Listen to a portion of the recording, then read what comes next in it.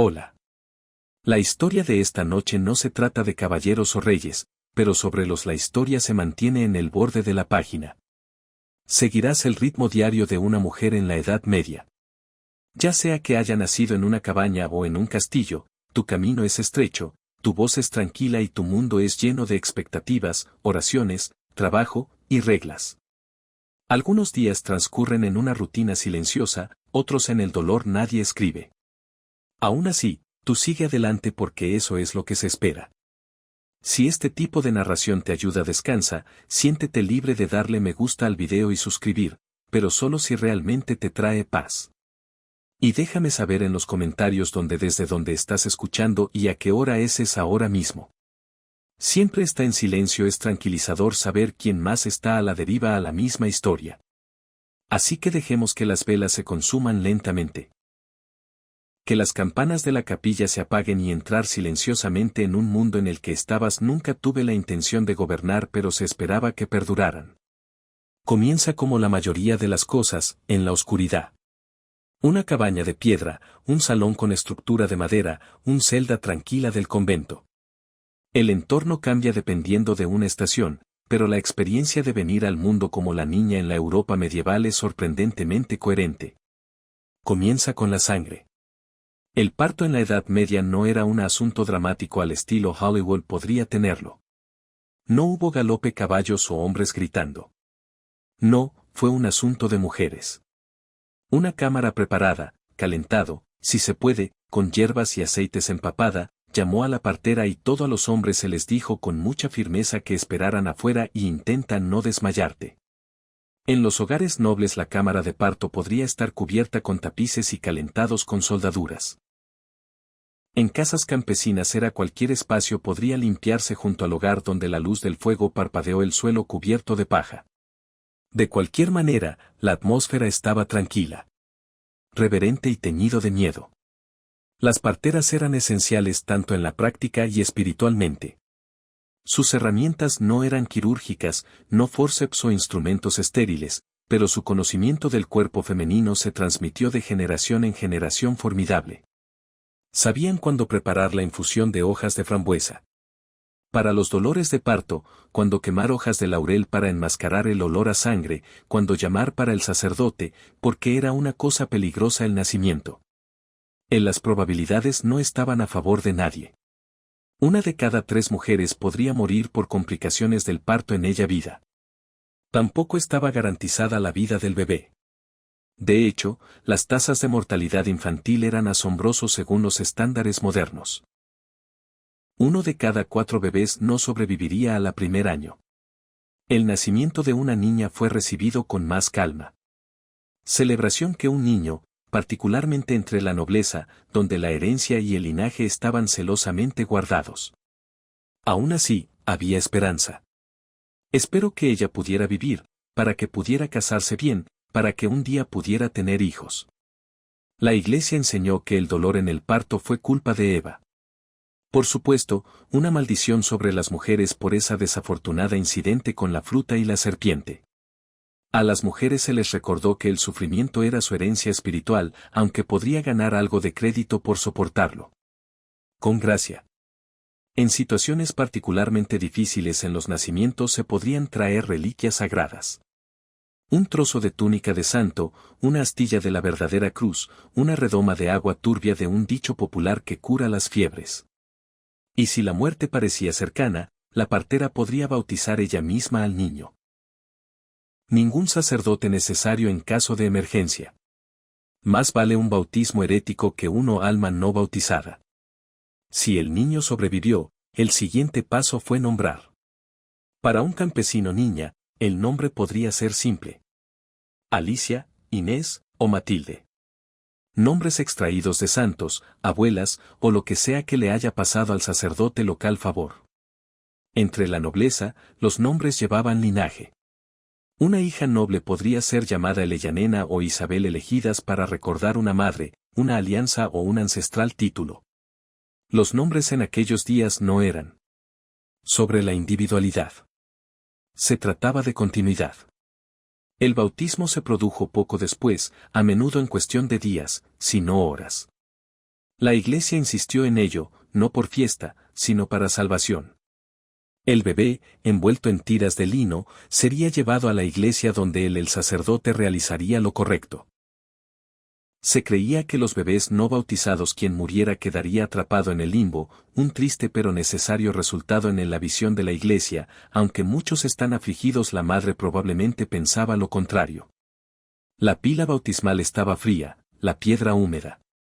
Siglos de otras pequeñas cabezas sumergidas en ello. Los padrinos fueron elegidos, a menudo más por obligación social que afecto. Un padrino no era simplemente un padre espiritual.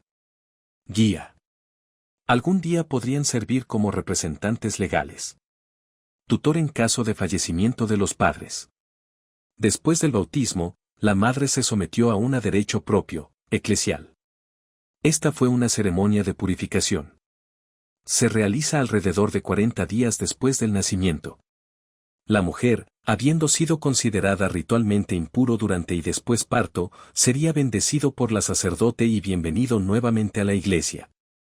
Algunas mujeres encontraron consuelo en ello. Otros, uno sospecha, lo encontró en silencio insultante. Aún así, era costumbre. El cuerpo de una mujer podría traer vida al mundo, pero tuvo que ser lavado de su implicación primero. En términos del cuidado práctico del bebé, los enfoques medievales eran extrañamente específicos. Envolver al bebé en pañales era una práctica casi universal. Los bebés estaban fuertemente atados con tiras de tela para mantener sus extremidades rectas, sus cuerpos calientes y supuestamente la moral bajo control. Un bebé que se retorcía era visto como desobediente. Mejor, pensaron, atarlos. Suavemente, como un pequeño rollo de carne y lino. Las cunas eran sencillas, a menudo de madera, a veces con balancines. Una mujer noble podría tener una niñera para calmar al niño durante la noche. A la campesina lo hizo ella misma, generalmente mientras también atendía a personas mayores. Los niños, el ganado y la elaboración de cerveza a olla. La multitarea, como dicen, tiene raíces antiguas. La alimentación se realizó mediante el pecho si la madre podría o por nodriza si no podía o si ella fuera lo suficientemente noble para evitarlo. Entre la aristocracia estaba de moda contratar un pueblo mujer con salud robusta para alimentar a su niño. Creían que esto preservaba la figura de la madre y la liberó para reanudar sus deberes sociales. La leche de la nodriza, se decía, podría influir en el carácter del niño.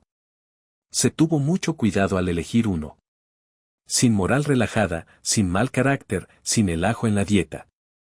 El destete llegó temprano, a veces tan solo de 6 meses. Pan remojado en leche, o tal vez hecho de los granos machacados eran comunes. Había sin botellas, solo cucharas y paños, y a veces, pura conjetura. A medida que el bebé se fue convirtiendo en un niño pequeño, las expectativas comenzaron a cristalizarse. A las niñas se les enseñó desde el principio que su mundo era más estrecho que el suyo, hermanos. Un niño podría aprender a leer, podría entrenarse para luchar, podría heredar tierras. Una niña, por otro lado, fue entrenada a esperar. Ella esperaba para servir, esperaba para ser elegida, esperó convertirse en lo que ella se necesita: familia. Otro lazo matrimonial, otro vestido arreglado, otro útero preparado para llevar a la próxima generación. Incluso los juegos a los que jugaba lo insinuaban. Futuro. Mientras los niños practicaban con palos y aprendió a escalar, las niñas imitaron trabajo doméstico. Muñecas mecedoras en cunas improvisadas, simulando barrer, tejiendo hierba en cintas. Entre las familias nobles, una niña podría ser enviada a otro hogar como dama en esperando o un niño de acogida, parte educación, parte alianza. Entre los campesinos, se quedó, aprendiendo. De su madre cómo hornear, hilar, parche y presa. La idea de la infancia tal como lo pensamos hoy en día no fue del todo así existir. Los niños no eran exactamente muchos adultos, pero no estaban envueltos en sentimentalismo tampoco. Ellos se espera que contribuya tempranamente a entender los roles a desempeñar. Un niño que sobrevivió más allá de los 7 años se consideró probable que llegara a edad adulta. Aunque lo que eso significaba, especialmente para una niña, era diferente. Historia. La niña aprendió a bajar la mirada, a mantener la voz suave, a arrodillarse correctamente en la iglesia. Ella aprendió que su cuerpo no lo haría. Siempre será suya, aunque nadie lo quiera, lo he expresado así. Aprendió a sonreír a los hombres mayores que vino llamando, para fingir que no observa la forma en que su madre la apretó. Agarre en su hombro. Solo así. Para el muchacha noble, el lujo no era libertad. Las sedas y los anillos vinieron con expectativas. Su virginidad era un activo político. La educación, si la tuvo, fue hecha a su medida. Textos religiosos, caligrafía correcta, modales cortesanos, tal vez algo de latín si el abad se sentía ambicioso. Para la muchacha campesina, la supervivencia era la lección. Como estirar un pan, remendar un dobladillo, consolar a un bebé con una canción de cuna propia madre había cantado. Ella aprendió que las manos han pollado en invierno y que los hombres a veces llegaba a casa enojado. Aprendió el lenguaje de la precaución. Ambos entendieron el silencio. Era, después de todo, el vocabulario más seguro. Para una niña. Y sin embargo, a pesar de todo esto, también hubo alegría. La risa de hermanos, el calor de un perro acurrucado a tu lado pies, el olor del pan en el horno y romero secándose en las vigas, los momentos entre tareas donde una niña podría cantar para sí misma o imaginarse algo más grande en otro lugar. La verdad es que la niñez medieval no era simplemente severo. Fue complejo.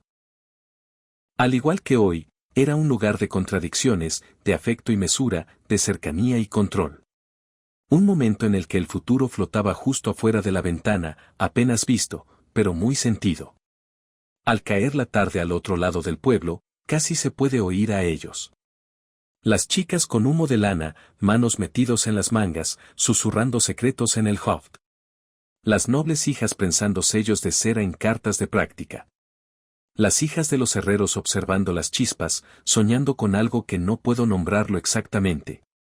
Pronto se les dirá qué se espera de ellos. Pero por ahora el fuego crepita, la noche se profundiza, y el mundo queda momentáneamente en silencio. Déjalos descansar. Mañana aprenderán a ser mujeres.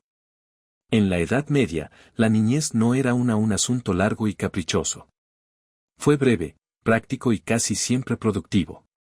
Si una niña tuviera la suerte de sobrevivir infancia, y muchos no lo eran, ella era rápidamente atraído al mundo del trabajo. La niñez, en términos medievales, no era una burbuja protegida de aprendizaje y risa. Fueron aprendizajes para los más duros. La vida que nos esperaba. Ya sea que haya nacido en un campesino con paredes de barro cabaña o una mansión de piedra de Chile, una niña el entrenamiento comenzó temprano. Cuando pudo caminar con firmeza y hablaba con frases, sus manos estaban ya ocupado. Había ropa para reparar, comida que traer, fuegos que mantener viva, y un sinfín de pequeñas tareas para ella. Para llevar a cabo. El descanso era un concepto reservado para otros. Y jugar si ocurría a menudo se duplicaba como una lección. Empecemos como muchos días lo hicieron. Con la muchacha campesina. Ella se despertó temprano antes del sol en invierno con los primeros cantos de pájaros en verano. Su lugar para dormir podría ser un saco relleno de paja compartido con hermanos o simplemente una manta de lana en un banco junto al hogar. La casa de su familia era de una sola habitación y llena de humo.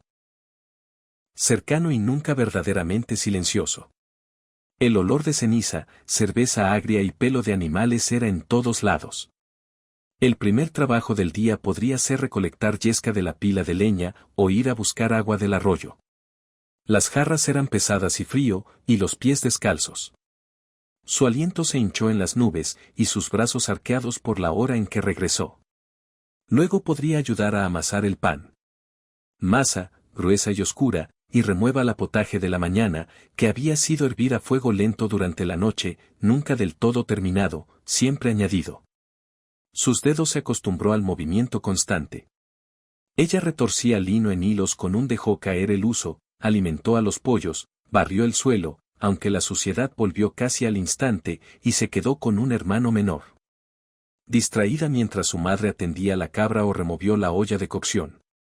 Vale la pena detenerse en el tema de hilado.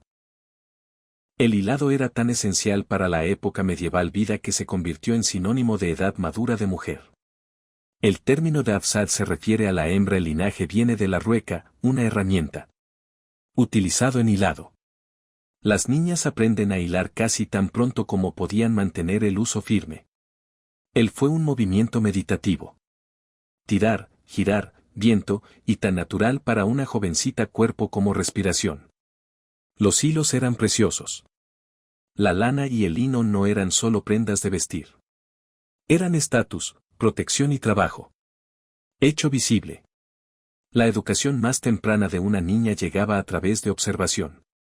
Observó las manos de su madre, sus movimientos, los signos silenciosos intercambiados entre vecinos. Aprendió cuándo hablar y cuándo. Quédate quieto.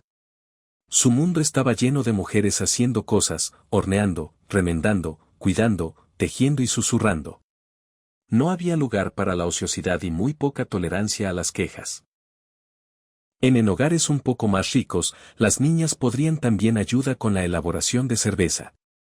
Esto era trabajo de mujeres, al menos hasta que se volvió lo suficientemente rentable para que los hombres lo tomaran más adelante en la historia. Una niña aprendió cuándo añadir el lúpulo, como para probar la fuerza y cómo tensar la verruga. Era tanto química como economía. Pasemos ahora a la muchacha noble.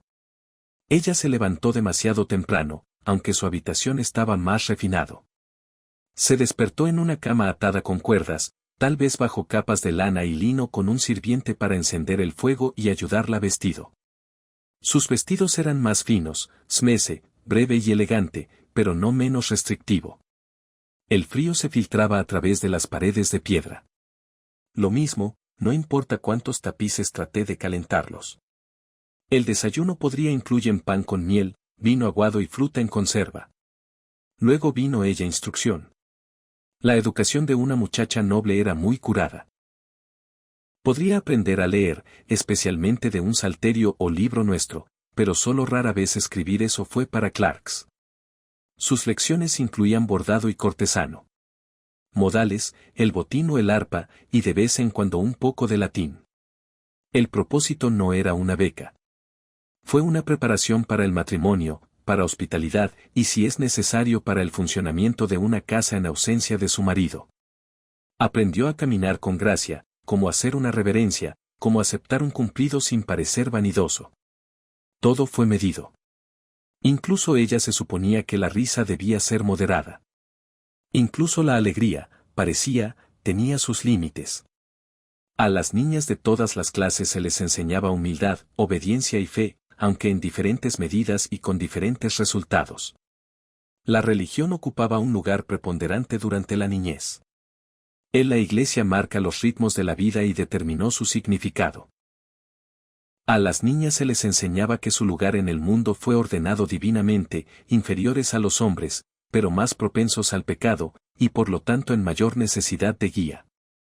La Virgen María fue el modelo, pura, silenciosa, sumisa, milagrosamente materno. Ese era el estándar.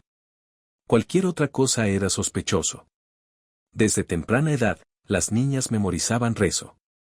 Sabían cuándo arrodillarse, cómo persignarse y cómo sostener un rosario. La confesión llegó temprano. Se espera que revelen sus pensamientos, no solo sus acciones. Desobediencia, celos, vanidad. Un niño que mintió sobre haber robado una ciruela podría decirse que manchó su alma, lo cual debe haber sido bastante pesado. Concepto para alguien que todavía la extraña. Dientes frontales. Había días santos que observar, ayunos. Para guardar y para unirse a las procesiones. Para algunos, fue un consuelo. Para otros, esa era simplemente otra regla. De cualquier manera, la religión estaba entretejida en la estructura del día como un hilo de plata, sutil, irrompible. Entre las clases bajas, la educación formal, la escolarización era escasa, pero el aprendizaje aún ocurrió. A una muchacha campesina se le podría enseñar cómo contar monedas, cómo seguir las fases de la luna, cuándo plantar, cuándo cosecha, y qué hierbas calmaron un tos del bebé. Su conocimiento fue transmitido oralmente, una mezcla de tradición popular y supervivencia práctica. En algunas ciudades, las niñas hacían aprendizajes con comercia con mujeres. Podrían aprender encaje, fabricación, partería o teñido de textiles. Los gremios solían excluir a las mujeres, pero existían excepciones y las viudas a menudo continuaron los oficios de su marido. Estas habilidades ofrecían una forma simplificada de independencia, una forma de ganarse la vida, negociar, para sobrevivir. El trabajo, por supuesto, fue incansable. La noble muchacha aprendió a manejar la libro de cocina, para supervisar a los sirvientes, bordar durante horas sin queja. También practicaba el hilado, más como la virtud más que la necesidad, pero sus puntos fueron examinados minuciosamente. Pulcritud. Es posible que se le pida que ayude a preparar una fiesta, para atender a un pariente enfermo, o para acompañar a su madre a un vecino bienes. Todo lo que ella hizo fue entrenamiento para matrimonio, por piedad, por respetabilidad. Y aunque es tentador romantizar su vida, los vestidos, las joyas, la juglares, su libertad era pesada, restringido, su vida fue monitoreada. Sus movimientos se observó que su discurso a menudo se limitaba a lo que fue apropiado detrás de la fina cortina, había poco espacio para respirar. Las muchachas campesinas, por el contrario, tenían más libertad física pero menos protección. Trabajaron en los campos, ayudaron con animales, recogieron leña y hierbas, y fueron enviados al mercado solos. Estaban más expuestos al peligro, pero también al mundo. Una muchacha campesina podría ver más de la vida antes de los 10 años que una noble muchacha lo vio antes de su noche de bodas. Las tardes no traían un verdadero descanso. Vela la luz era cara y se cuidaba mucho. Racionado. Las chicas aprovecharon la última hora de luz para completar sus tareas. Remendar, hilar, plegado, limpieza. Luego vino la cena, generalmente un asunto modesto. Para los campesinos, era una papilla espesa, repollo y si suerte, un poco de carne salada. Para los nobles, podría incluir caza asada, cerveza y fruta en conserva. Después de la cena, puede haber música o lectura o cuentos por mitades. Chicas escucharon más de lo que hablaron. Ellos aprendí qué decir y qué ocultar. Aprendieron lo rápido que se ganaba la reputación. Podría cambiar y cuánto tiempo podría durar la vergüenza. Quédate y luego duerme. Algunas chicas durmieron sobre palés de paja, otros sobre plumas colchones, algunos con hermanas, algunos con niñeras, algunas solas en un convento dormitorio. Los sueños vinieron de bordados santos, de los fuegos del hogar, de cosas que no podían nombrar pero de alguna manera temido.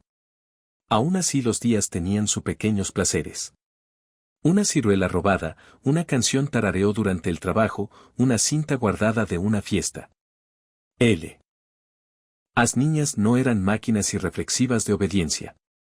Encontraron formas de ser ellos mismos dentro del estrecho espacio permitido. Una muchacha campesina podría tallar sus iniciales en las vigas.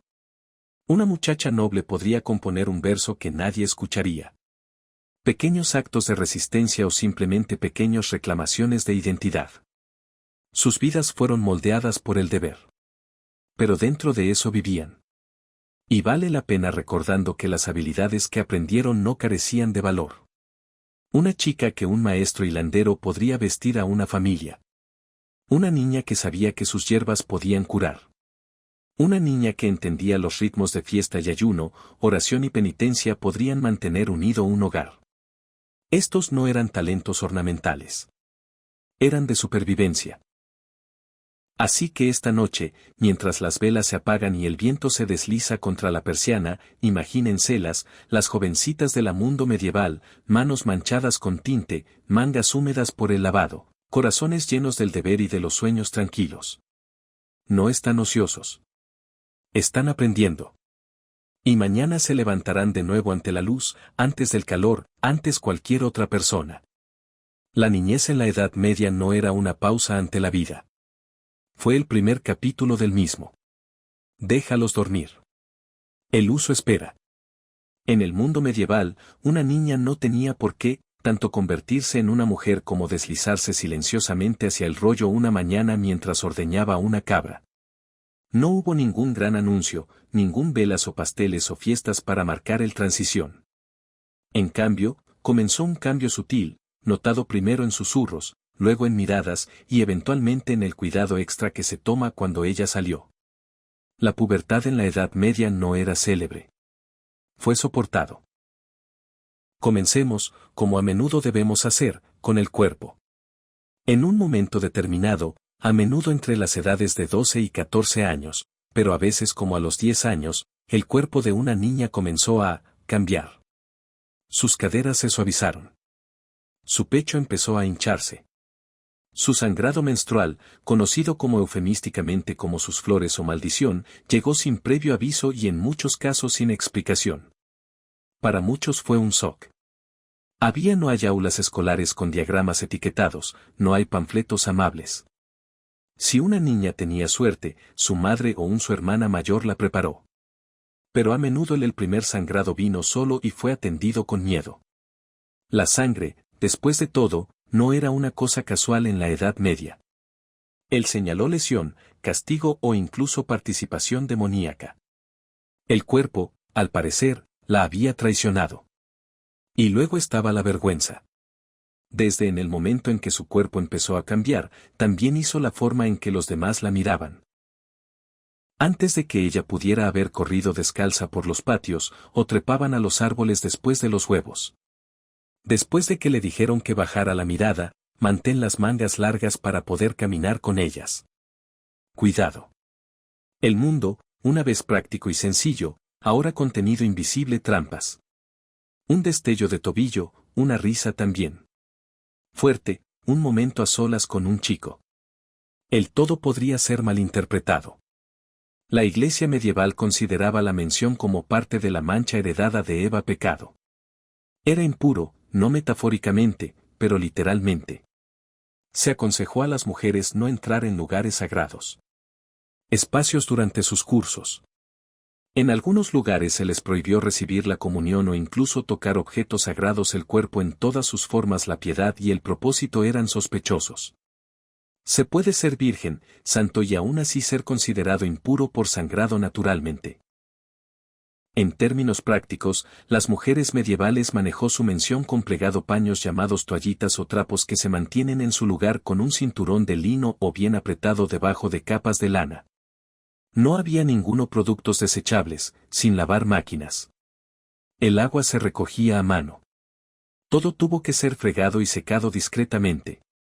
Una niña puede tener solo 1 o 2 cambios de ropa de cama. La privacidad era algo poco común. La limpieza era difícil.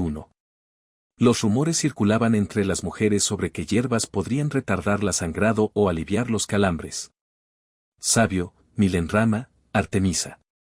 Estas se transmitieron como recetas, de mujer a mujer, rara vez escrito, y siempre en voz baja, lejos de los oídos de padres y hermanos. Mientras tanto, la comunidad más amplia había comenzado a observarla. El término doncella ahora se aplica con seriedad. Eso significaba que era elegible, aunque afortunadamente no siempre estamos listos, porque casamiento. Podrían empezar a aparecer pretendientes enviados por sus madres o dirigidas por casamenteros. La harían desfilar, no literalmente, sino, socialmente, observado en la iglesia, elogiado por su modestia, su labor con aguja, su silencio. La reputación de la niña se convirtió en su divisa. Un paso en falso, una conversación escuchado, una sonrisa que se mantuvo por mucho tiempo, y los rumores podrían comenzar. A una muchacha campesina se la podría llamar rápida.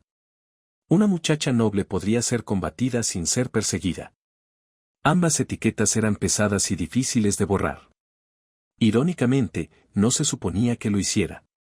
Hablan de su feminidad, pero todo el mundo otra persona podría comentarlo. Para nobles chicas, estos años marcaron el final etapa de formación antes del matrimonio. La instrucción se hizo más seria. Cómo administrar un hogar, cómo instruir a los sirvientes, cómo tener hijos, y así como lo más importante es cómo mantener la lengua bajo control. El arte de ser agradable pero no demasiado familiar, erudito pero no arrogante, piadoso pero no santurrón. Le enseñaron a inclinarse ante su padre y luego un día a su marido. Para campesinos chicas, el cambio fue menos ceremonioso. Sus tareas siguieron siendo prácticamente las mismas, pero la mirada social cambió. Ahora se esperaba que se comportara como una mujer, ser modesta, diligente, fértil. En algunas comunidades, podría trabajar junto a su padre en los campos un día y se comprometerán al día siguiente. Un útil vientre, una espalda capaz, un brazo fuerte para necesitando. Estas eran consideradas virtudes. Y luego estaban las advertencias. A las niñas se les contaban cuentos con moralejas sobre mujeres jóvenes que caminaron hacia el bosque y regresó avergonzado de las chicas que se quedó demasiado tiempo en el pozo de chicos con lenguas hábiles y manos errantes. Nadie explicó el deseo, solo el peligro. Lo que la Iglesia explicó en gran medida la longitud era una tentación. Las mujeres fueron descritas como débiles y peligrosamente seductor. Una paradoja que los dejó culpables ya sea que se dieran o no resistido. El hombre que se extravió fue extraviado. A la mujer que se descarriaba era una. La Trinidad Virgen Madre siguió ello siempre. En el convento las cosas estaban un poco diferente. Allí una chica podría tener un respiro de la presión del matrimonio, pero la vergüenza del cuerpo permaneció. Las monjas también sangraron. También a las monjas se les advirtió contra los pensamientos que podría conducir al pecado. En algunos registros hay relatos de castigos por sueños impuros. El cuerpo, incluso en el aislamiento, se negó a comportarse. Algunas mujeres abrazaron la religión profundamente, encontrando en ello propósito y significado. Pero otros fueron colocados allí por familias que tuve demasiadas hijas y no suficientes dobles. El convento era una solución, piadosa, ordenada y rentable. Ya sea que haya sido elegido o no, se convirtió en el mundo entero de una niña. Leían sus cartas y comían. Medida, su silencio fue notado. Había, por supuesto, un lado más oscuro. La observación. Por cada niña advertida a comportarse, había un hombre que no lo era. La edad de consentimiento en la Europa medieval variada, pero podría ser tan joven como 12 años. Muchas muchachas fueron casadas antes de.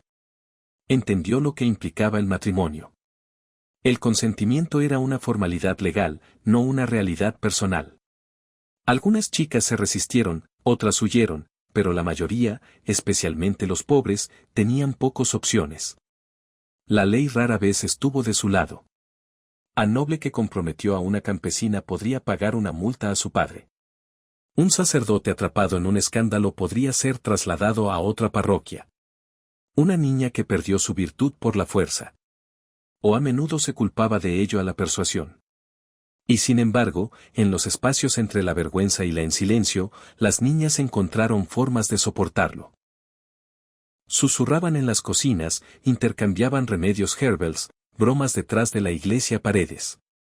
Encontraron momentos de compañerismo, una hermana mayor, una partera, una vecina amable.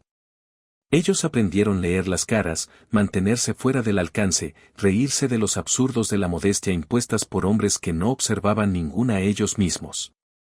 Aprendieron a identificar qué hombres eran seguros, que no lo eran, en quien se podía confiar una confidencia, quien lo extendería como mantequilla sobre pan, y algunos de ellos lucharon. Hay relatos, dispersos, raros, pero real, de chicas que se niegan a concertar una cita matrimonios, de mujeres exigiendo justicia, de parteras protegiendo a sus pacientes contra represalias legales. Estas historias no llenaron las páginas de crónicas, pero vivieron en la oralidad tradiciones, transmitido de generación en generación como las recetas y la rezo. Porque aun cuando sus cuerpos estaban tratados como cargas, sus mentes se mantuvieron laboral. Se dieron cuenta de todo. Como sus hermanos fueron tratados de manera diferente. Como sus madres llevaban el cansancio como un segundo vestido. Como miran los sacerdotes se demoró demasiado tiempo. Como el Señor administra pedí vino extra cuando me lo sirvieron. Mesa. Y en ese darse cuenta, comenzaron para crecer en la fuerza silenciosa que los llevaría a través del resto de sus vidas. No con desafío. Había poco espacio para eso, pero con un poco de paciencia. Resistencia, con sabiduría adquirida de observando, y con alianzas formadas en latín susurrado y mangas con cordones. Así que esta noche imaginémoslos. No el niñas de ojos abiertos de los libros de cuentos, pero la ojos agudos, mente ágil, miembros cansados chicas de la historia real, sentadas en la hogar, una mano hilando, la otra ajustando un abrigo de lana, sintiendo la dolor en la espalda y el tirón en la barrigas. Mirando, siempre mirando, aprendiendo a vivir en un mundo que nunca les di la bienvenida del todo. Pero aún así los necesitaba a todos. Déjalos dormir ahora. Hay más que aprender mañana. En el mundo medieval, el camino de una niña hacia el matrimonio a menudo comenzaba mucho antes de que ella podría deletrear la palabra. El matrimonio no fue tanto un hito en la vida como una transacción, uno arreglado por otros, firmado no en tinta, pero en cabras, acres o la promesa de futuros hijos. Amor, si es que entró en escena, por lo general, se producía después de haberse firmado el acuerdo. Había sido sellado, si es que llegó. Entre los campesinos, los compromisos eran casuales pero vinculante. Un padre de pueblo podría decir, una jarra de cerveza, tu Tom se casará con mi Alicia, ven a la cosecha. Sin pergamino, sin fanfarria, solo un acuerdo hablado presenciado por vecinos que recordar. A los ojos de la Iglesia, incluso esto podría considerarse legítimo. Contrato, siempre que ambas partes fueran de edad y consintió. En los círculos nobles, las cosas eran más elaborar. Las familias elaboraron contratos formales presenciado por Clark y a menudo sellado con cera. Estas negociaciones podrían durar semanas, meses, incluso años. Un señor podría prometerle a su hija a la hijo de un varón rival para poner fin a una disputa o un primo lejano para mantener la propiedad dentro de la familia. La novia, por supuesto, rara vez, consultado. La edad legal de consentimiento para el matrimonio era 12 para las niñas y 14 para los niños. Aunque muchos se casaron más tarde, especialmente entre campesinos, la ley lo permitió tempranamente. Algunas muchachas aristocráticas estaban comprometidas a los 6 o 7 años y casada a los 14. Una niña podría ser entregado justo cuando comenzó. Sangrar por primera vez. Su madre puede que haya explicado o no qué es eso. Quiso decir. Su padre casi seguro lo hizo no. Dobies jugó un papel central en estos preparativos. La dote de una niña era su parte del dinero. La riqueza, los bienes, el ganado o tierra que ella trajo al matrimonio. Entre los nobles, las dotes podían ser impresionante. Modales fortificados, platacopas, tejidos finos o dinero en efectivo. Campesino, las dotes eran más modestas. Quizás un cerdo, un colchón de plumas, o una rueca. La dote no era un regalo. Era de la familia moneda de cambio. Cuanto más rica sea la dote, cuanto mejor sea el partido. Una chica sin dowry estaba en desventaja. Sus padres podrían ofrecerle a un primo que vaya con ella, o una vaca útil, o inferior sus expectativas por completo. Una vez confirmado el encuentro, la chica el comportamiento quedó bajo escrutinio. Ella ahora era una futura esposa. Se esperaba que caminara con gracia, baja la mirada y conoce su lugar. Su virtud se convirtió en la preocupación de toda la comunidad. Una niña vista hablando demasiado libremente con un niño. Podría encontrarse susurrando sobre ella. Una risa en el momento equivocado podría seguir ella durante años. Las muchachas nobles podrían ser enviadas a vivir lejos con sus futuros suegros.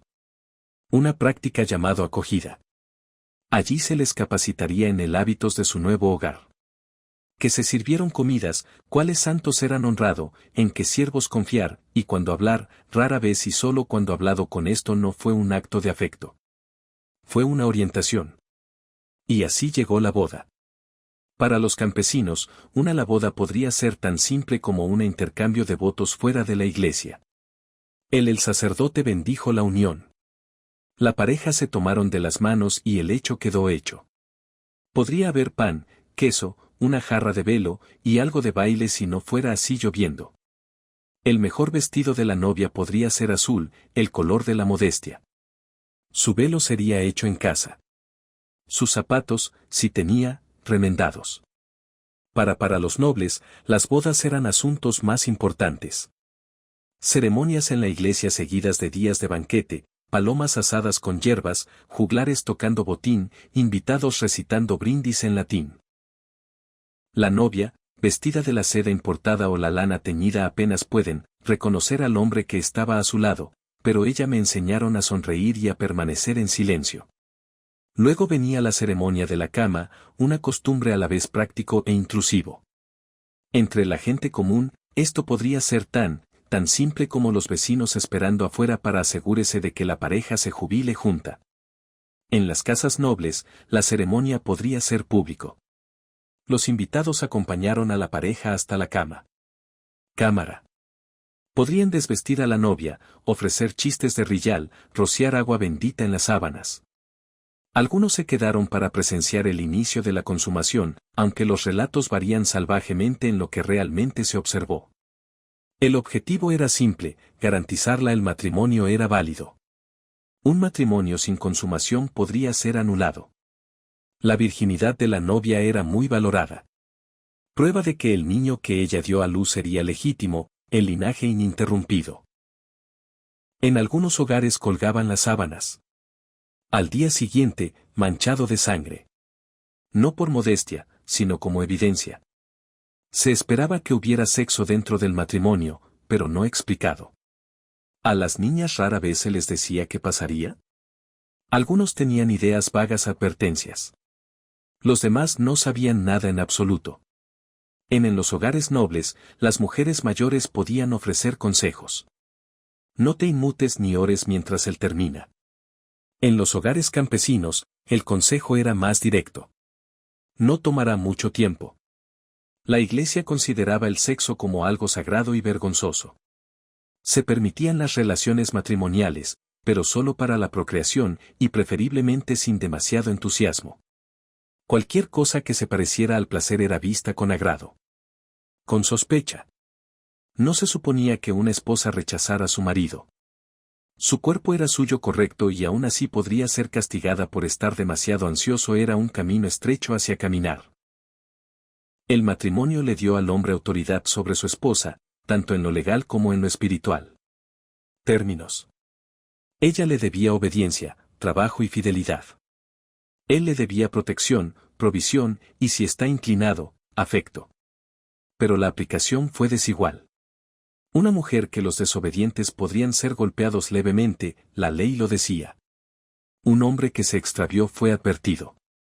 Una mujer que se descarriaba estaba arruinada. Divorcio era casi imposible. La iglesia permitió la anulación bajo condiciones estrechas, si la pareja estuviera demasiado estrechamente relacionados, o si el matrimonio nunca había sido consumado, o si uno hubiera hecho votos religiosos. Pero pocas mujeres tenían el conocimiento o recursos para buscar esos resultados. La mayoría simplemente soportó. Aún así, dentro de la institución, las mujeres poder tallado una esposa hábil podría administrar un hogar, supervisar las cuentas, hacer trueques en el mercado y mandar a los sirvientes. Entre los campesinos, trabajaba a su lado. Marido, plantando, cosechando, remendando, ordeño. Entre los nobles. Ella administraba propiedades en su ausencia, que era frecuente. Guerra, política o peregrinación regularmente se llevaron a los hombres. Una mujer inteligente sabía cómo para navegar los estados de ánimo de su marido. A un hombre más amable podría escuchar su consejo. Una más severa tal vez no lo sería. Algunos matrimonios acabaron convirtiéndose en sociedades. Otras quedaron como transacciones distantes. La viudez, paradójicamente, ofrecía más libertad. Una viuda podría heredar propiedades, dirigir un negocio y actuar de forma independiente en corte. Muchos prefirieron no volver a casarse. Un segundo matrimonio corría el riesgo de entregar todo vuelve al control masculino. Algunos las viudas vivían tranquilamente, administrando sus bienes. Negocios. Otros prosperaron y se volvieron influyentes. Propietarios, prestamistas o gremios miembros. Las mujeres urbanas, especialmente en los oficios, tenían roles más visibles. Una esposa podría trabajar en una tienda, elaborar cerveza, hacer velas, o algo así, por encargo. Ciudad los estatutos a veces reconocen su mano de obra. Algunos incluso tenían negocios en sus propios nombres. Pero el matrimonio aún significaba dependencia legal. La identidad de una mujer casada fue absorbida en casa de su marido. Ella no podía demandar ni ser demandado. Su salario era suyo, y sin embargo las mujeres soportaron. Aprendieron a estirar la harina. Durante la Cuaresma, cómo mantener la lengua en silencio. En la cena, cómo navegar entre los chismes del mercado. Sabían que sacerdotes escucharían y lo cual no lo haría. Ellos enseñaron a sus hijas cuándo sonreír, cuándo correr, y que hierbas podrían ayudar con los moretones o bebés. Susurraron detrás de sus manos, se rió de lo absurdo de las cosas y se dedicó a la tarea de sobrevivir. No siempre se resignaron. Algunos se rebeló. Algunos huyeron de los matrimonios concertados, casada por amor o disfrazada ellos mismos para escapar. Otros envenenados maridos crueles con hierbas accidentalmente añadido al guiso.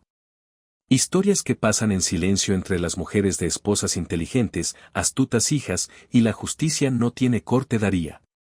Esta noche, mientras el fuego crepita abajo, imagínatela, una chica no más de 15, de pie en su boda vestido.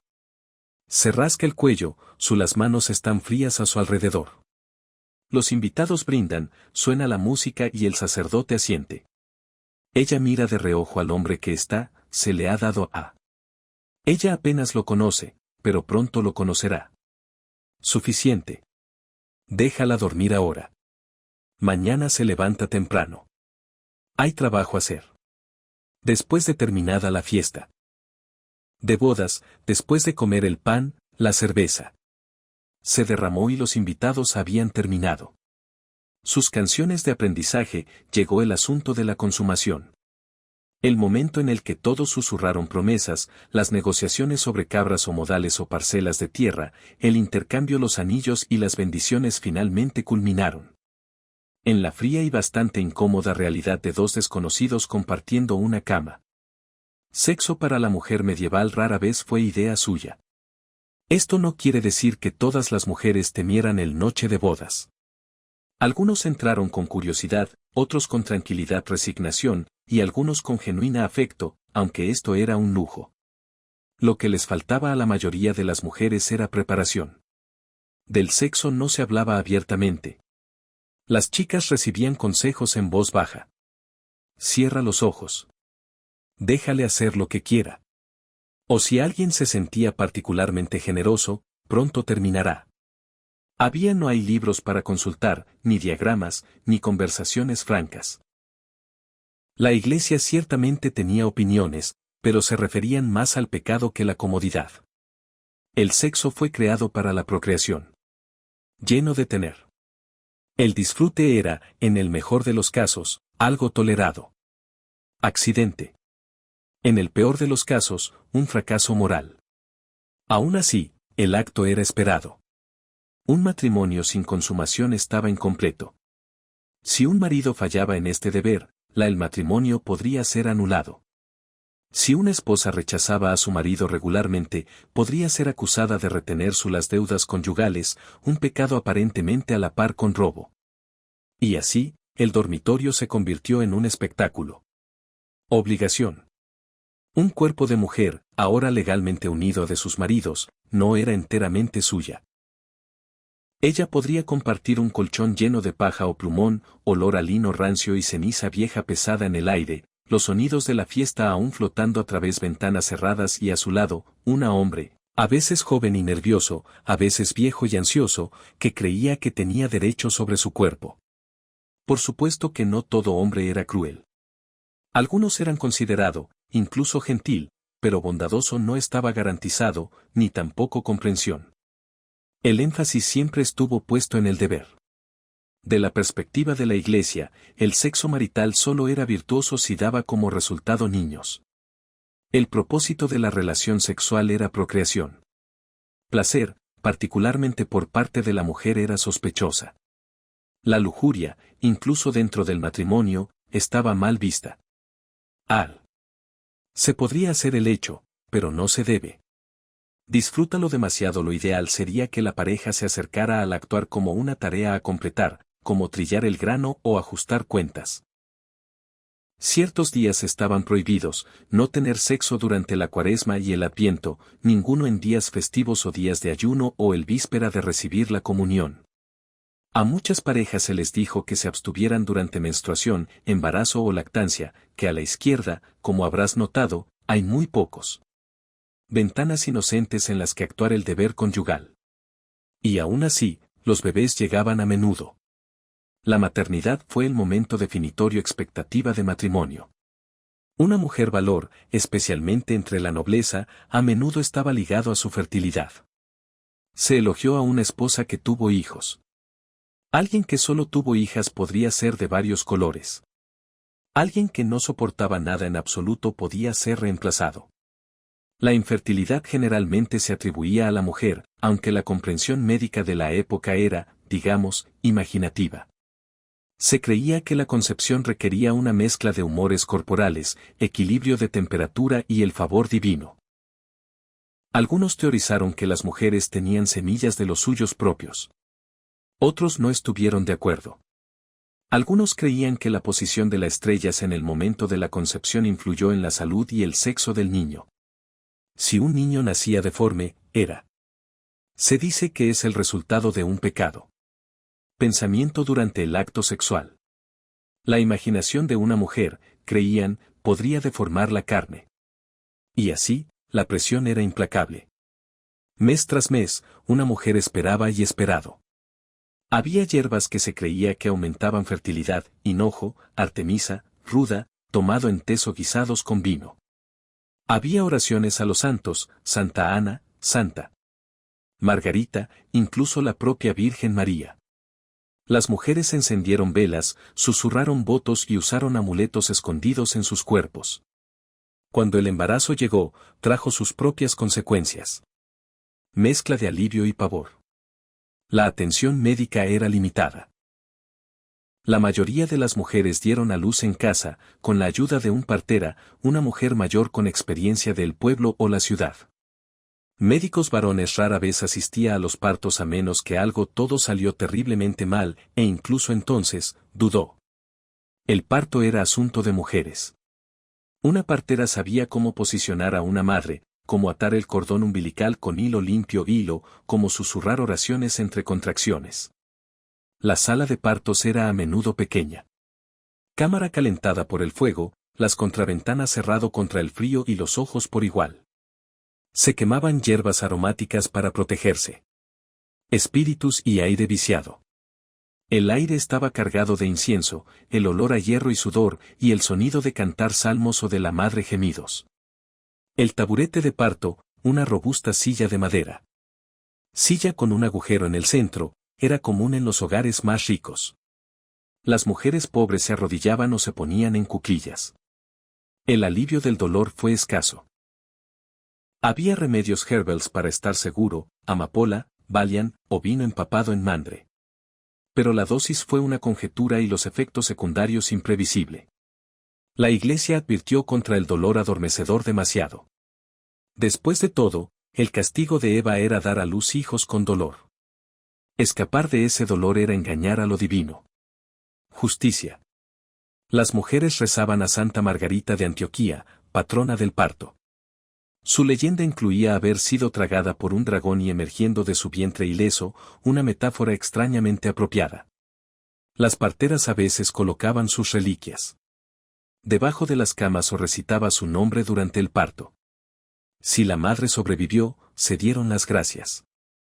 Si no, su alma estaba encomendado rápidamente al cielo. El parto era algo muy serio. Muchas las mujeres no sobrevivieron. Infecciones, hemorragias, partos de nalgas y fiebre se llevó vidas regularmente. No había antisépticos, ni sangre. Transfusiones y ningún conocimiento de bacterias. Una mujer podría dar a luz a un niño sano y morir con el siguiente o perder al bebé o dar a luz a un niño muerto envuelto rápidamente y enterrado sin nombrar. Si el bebé vivió, el bautismo era urgente. Los bebés a menudo eran bautizados en cuestión de días, a veces horas. El alma, creían que no podían entrar al cielo sin él. A las parteras a veces se les concedía permiso para bautizar en casos de emergencia. A un niño débil o moribundo se le rociaba con agua bendita antes de que alguien la pidiera nombre. Para las mujeres nobles, el parto era una preocupación pública. La llegada de un heredero fue causado por una ceremonia. En ocasiones se citaba a testigos. Confirmar la legitimidad del niño. Si el marido estaba ausente, se enviaban cartas. Enviado. Llegaron los regalos, pañales, amuletos, a veces linos finos bordado con nombres de santos. Campesino, los nacimientos fueron más tranquilos. Un vecino podría traer caldo o un manojo de frutos secos. Lavanda o ayudar con los animales, pero el trabajo se reanudó rápidamente.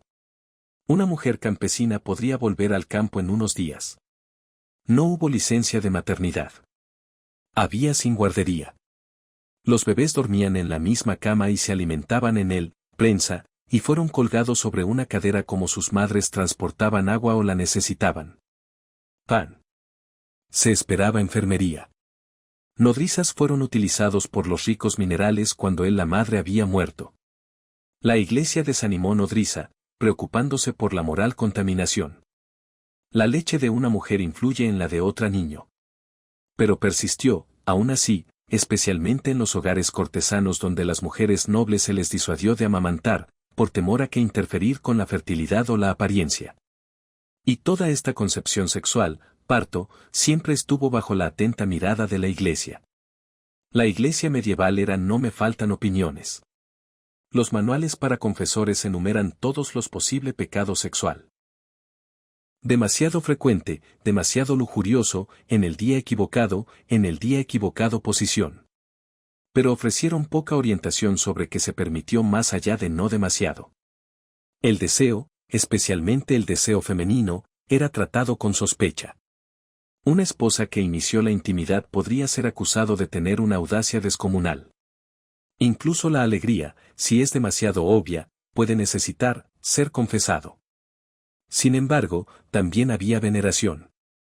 La Virgen María, mansa y dulce, fue la mujer ideal, pura, obediente, protectora.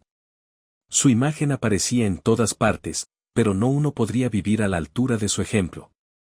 Ella dio a luz sin dolor, permaneció virgen para siempre, y nunca una vez se quejó de su marido. Medieval las mujeres, uno se imagina, solo podían suspirar y hacer lo mejor que puedan. Y así la mujer promedio vivió entre contradicciones. Su cuerpo era sagrado y pecaminoso. Su papel fue exaltado y despedido. Ella fue esencial para la continuidad de la familia, la fe y la sociedad feudal, y sin embargo, se le negó la autoridad sobre su propia vida. Aún así, ella persistió. Sobrevivió a un sinfín de embarazos, algunos alegres, otros no. Ella enterró a los niños y soportó más.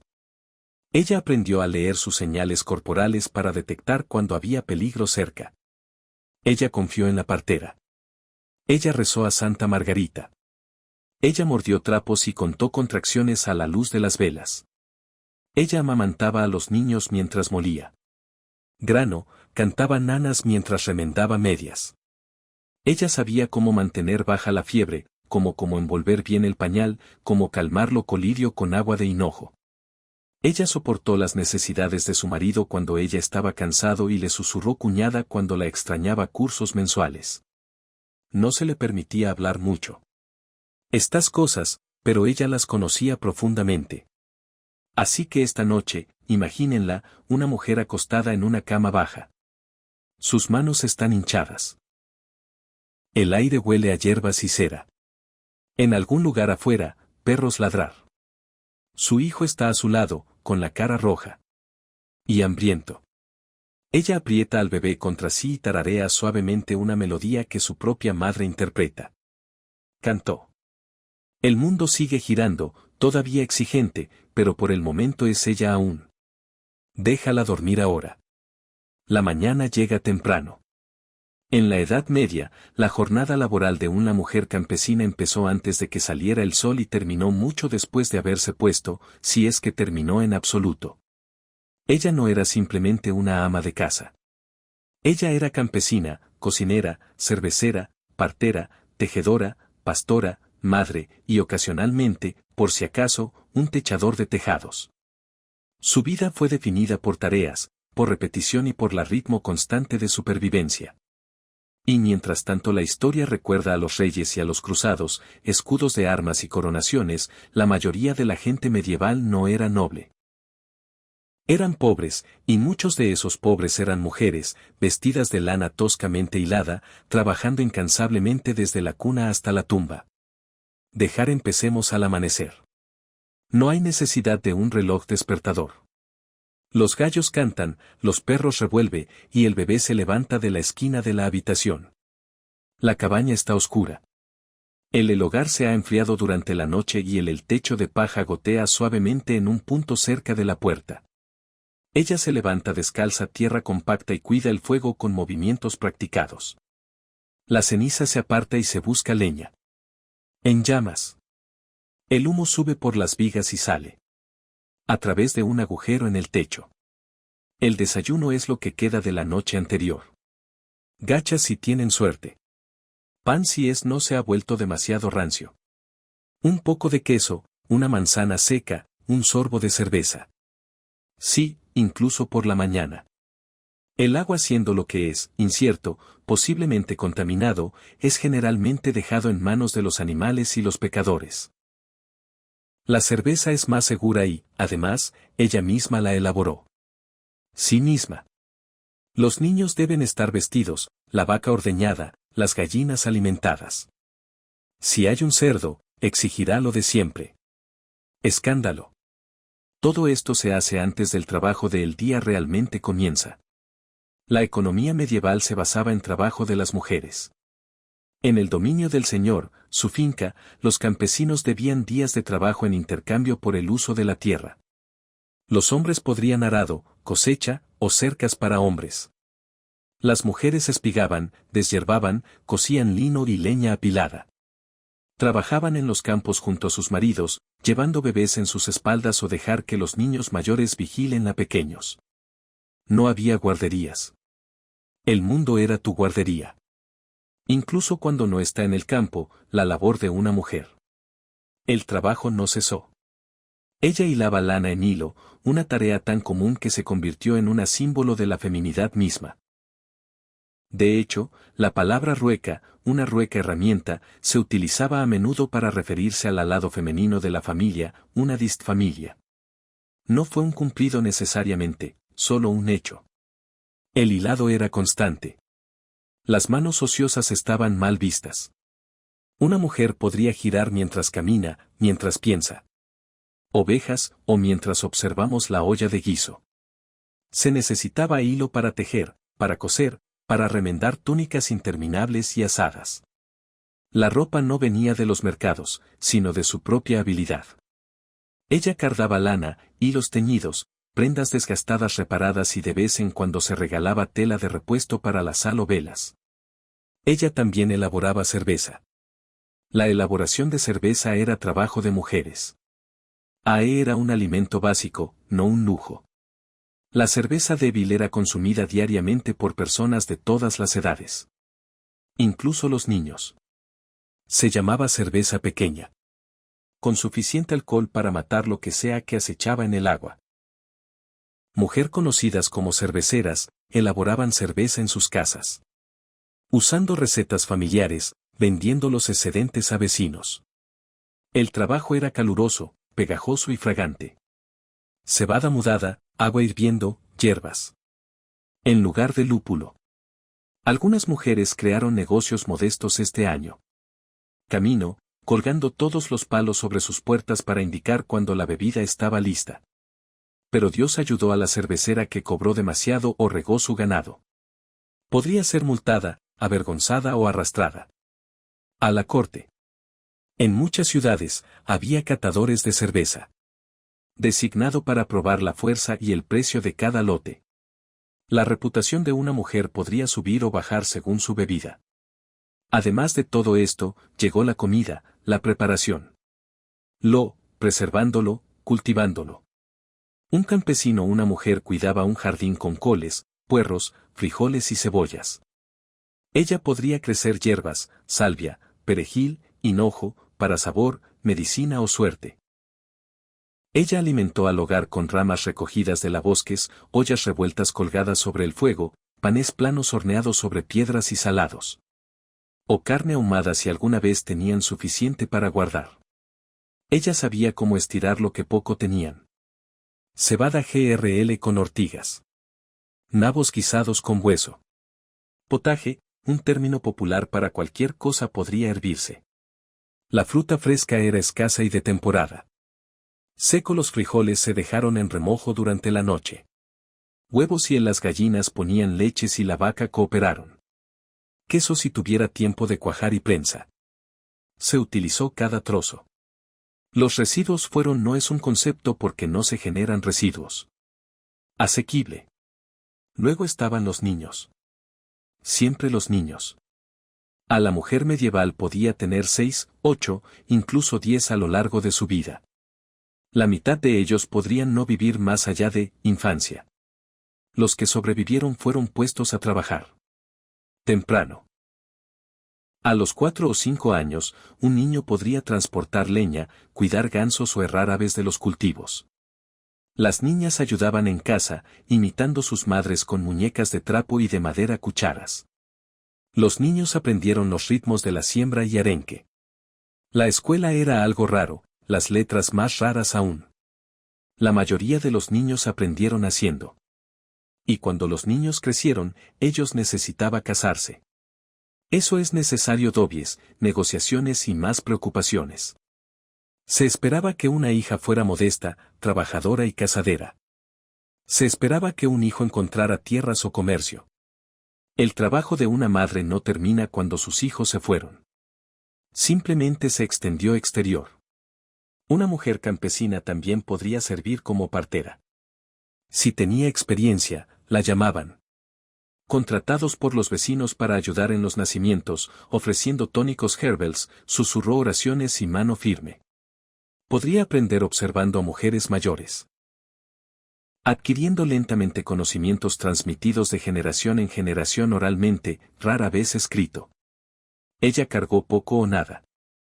Fue en muchos sentidos un deber sagrado, también cuidaba a los enfermos, los preparaba. Cuerpos para el entierro, y ayudaron durante tiempos de crisis, fuego, hambre, peste. Ella sabía que plantas podían reducir fiebre, que deja aliviado el dolor, que raíces a evitar. Ella aprendió lo que funcionaba a través de prueba y error, y a veces tragedia. Sus días fueron marcados por estaciones. En primavera, la siembra, en verano, tendiendo. En otoño, cosecha de invierno. Trajo remendando, hilando y tratando de mantenga el fuego encendido con leña húmeda. Los festivales marcaban el año, las fiestas días santos de obligación. En esos días, el trabajo hizo una breve pausa. Podría haber baile, música, un poco de carne. Luego volvió a lo habitual. La ropa era sencilla. Vestido de lino cubierto por una bata de lana, un delantal, un pañuelo atado alrededor de su cabeza. Los zapatos, si los tenía, eran de cuero y a menudo húmedo. Ella podría tener una capa para calor. Las joyas, si las había, eran de madera. Cruz o un broche para sujetar su vestido.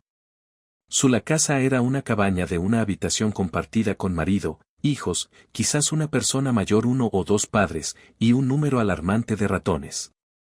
El suelo era de tierra compactada. Las paredes estaban llenas y vacías. El humo se elevaba desde el hogar y se quedó cerca del techo. La ropa de cama era paja rellena en sacos. La privacidad no existir. La comodidad era mínima. Y sin embargo ella soportado. Ella encontró risa en los chismes. Con los vecinos, consuelo en el ritual, orgullo en sus habilidades. Es posible que solo conociera algunas oraciones de memoria, pero las rezó diariamente por el pan, por los bebés, por los enfermos cabras. Ella marcaba el tiempo no por horas, sino por quehaceres. Primero el ordeño, luego el desayuno, luego el giro del sol. A las mujeres les gusta, ella mantuvo el mundo girando silenciosamente. Su trabajo no quedó registrado en los libros de contabilidad. Sus nombres a menudo fueron olvidados, pero eran el latido del corazón de la aldea. Y aunque las mujeres nobles son los que aparecen en poemas y retratos, fue la campesina quien vivió el ritmo más auténtico de la época. Ella no lo hizo. Necesitas leer latín o jugar al botín. Ella necesitaba saber cuándo cosechar cebollas, cómo remendar una túnica, cómo coser un niño llorando mientras cuida el fuego. El conocimiento estaba encarnado, era instintivo, perfeccionado por la necesidad. Había, por supuesto, curso, momentos de alegría, una buena cosecha, el nacimiento seguro de un niño, un festival con baile y música, una noche sin ratas, risas alrededor del fuego, un marido que le cantó suavemente cuando no había nadie. Escuchando, una hija que hiló su primera buena madeja de lana. Estas pequeñas alegrías importaban porque eran reales. Garza tangible. Así que esta noche, imagínenla. Ella yace junto a la mitad, las brasas. Brillando débilmente de color rojo. Le duele la espalda, le duele, la tiene las manos agrietadas y el vientre lleno de una vez, y tararea suavemente mientras el bebé se agita. Afuera, el viento los acaricia. Mañana se despertará antes del amanecer, pero por ahora ella todavía está. Déjala dormir. Ella se lo ha ganado. Aunque la mayoría de los medievales las mujeres pasaron de la infancia al matrimonio. Sin apenas una pausa para captar su aliento, unos pocos selectos se desviaron del camino esperado por completo. No se casaron, no criaron niños, y no hervían coles mientras un bebé lloraba a sus pies. En lugar de eso, se escondieron detrás de una piedra alta. Muros, hicieron votos de castidad y desapareció, al menos del mundo ojo. Se hicieron monjas. Entrar en un convento era entrar en un mundo. A la vez enclaustrado y extraño, sagrado y sofocante, tranquilo pero nunca verdaderamente quieto. Una vida de reglas, oraciones y rituales diarios, pero también sorprendentemente a menudo una vida de libros, aprendizaje, y si uno era particularmente astucia, el más leve olor a independencia. Empecemos por qué una chica podría terminar en un convento. Para familias nobles con demasiadas hijas y no suficiente plata daui, el convento fue una solución ordenada. Preservó la riqueza de la familia y les ahorró la molestia de encontrar un marido para cada hijo. Una hija a Dios, dos para el matrimonio y uno quizás el menos encantador al más cercano prioridad. Algunas niñas fueron ofrecidas a la iglesia como niños, sus destinos decididos de antemano podían caminar. No siempre fue un castigo. Para algunas niñas, especialmente aquellas con un gusto por la lectura o una aversión a la misma parto, la vida en el convento era una alternativa bienvenida. En un mundo donde el valor de una mujer generalmente se mide en úteros y tejidos, el monasterio ofrecía una escapada poco común. Un lugar donde una mujer pudiera vivir sin ser la esposa de alguien, la madre de alguien, el cocinero de alguien o la propiedad de alguien. La entrada a un convento implicaba una ceremonia no muy diferente del matrimonio. Había velos en lugar de anillos, votos. En lugar de besos, y en lugar de un esposo, la novia de Cristo era ahora casada con su fe. Su cabello era a menudo tras ser rapada, su nombre cambió y su vida secular la vida dejada atrás, al menos en teoría. Pero ¿cómo sería su nueva vida? Las rutinas del convento estaban regidas por la regla, más a menudo la regla de San de Benedicto XVI, un documento escrito en el siglo VI y abrazado con fervor durante siglos después. Este libro de reglas dictaba casi todas las horas del día de una monja. Despierta a medianoche para oraciones. Levántate de nuevo antes del amanecer, cantar, leer las escrituras, realizar tareas domésticas, comer en silencio, rezar, trabajar, volver a rezar. Había 7 horas canónicas cada una marcado por la oración. Matins, señores, primer ministro, tour, sexo, monja, vísperas y completas. Sí, son más de 7, pero en las matemáticas eran medievales. Sonaron campanas, murmuraron voces, salmos. Resonó en los salones de piedra. No fue una vida de ídolo. Pero dentro de esas oraciones y ayunos, había variedad. Los conventos variaban mucho en su vida diaria. Experiencia dependiendo de la riqueza, ubicación y liderazgo. Algunos eran austeros, sin carne, sin calefacción, apenas una manta entre tú y neumonía. Otros estaban sorprendentemente bien equipados, especialmente si los abades venían de una familia adinerada y administraba su patrimonio con astucia. Algunas monjas vestían lana gruesa y se bañaban una vez por temporada. Otros cenaron pescado asado y pan blando. Pani podría poseer ilustrado manuscritos que valen más que un pueblo. La educación fue uno de los grandes beneficios de la vida conventual. Aunque la mayoría de los medievales las mujeres seguían siendo analfabetas y las monjas eran. A menudo se les enseña a leer latín y a copiar textos, para iluminar manuscritos. Algunos compusieron música, escribieron tratados o historias compiladas, un puñado de ellos se convirtieron en eruditos de renombre. Su tiempo. Hildigarda de Bingen, por ejemplo, un abad benedictino del siglo XII. Siglo fue escritor, compositor, teórico místico y médico. Ella escribió sobre todo, desde teología hasta bots. Ella afirmó haber tenido visiones y se comunicó con él. Con los emperadores. En resumen, no se la podía tomar a la ligera. Su éxito fue poco común, pero ella era no estoy completamente solo. El convento paradójicamente podría ser uno de los pocos lugares donde una mujer podría estar tomado en serio como intelectual. Alejado de las expectativas de como esposa, podría estudiar, escribir, enseñar, incluso plomo. Un abad tenía poder real sobre tierras, arrendatarios, incluso sacerdotes que entraron su dominio. Ella podría administrar propiedades, escuchar confesiones y resolver disputas. Su firma tenía peso legal. Ella era soberana en su propio pequeño reino. Pero no todos los conventos eran eruditos. Paraísos. Algunos estaban abarrotados, mal cuidados. Financiado y mal administrado. Algunos eran más una prisión que un santuario. Los novatos debían cumplir horarios estrictos.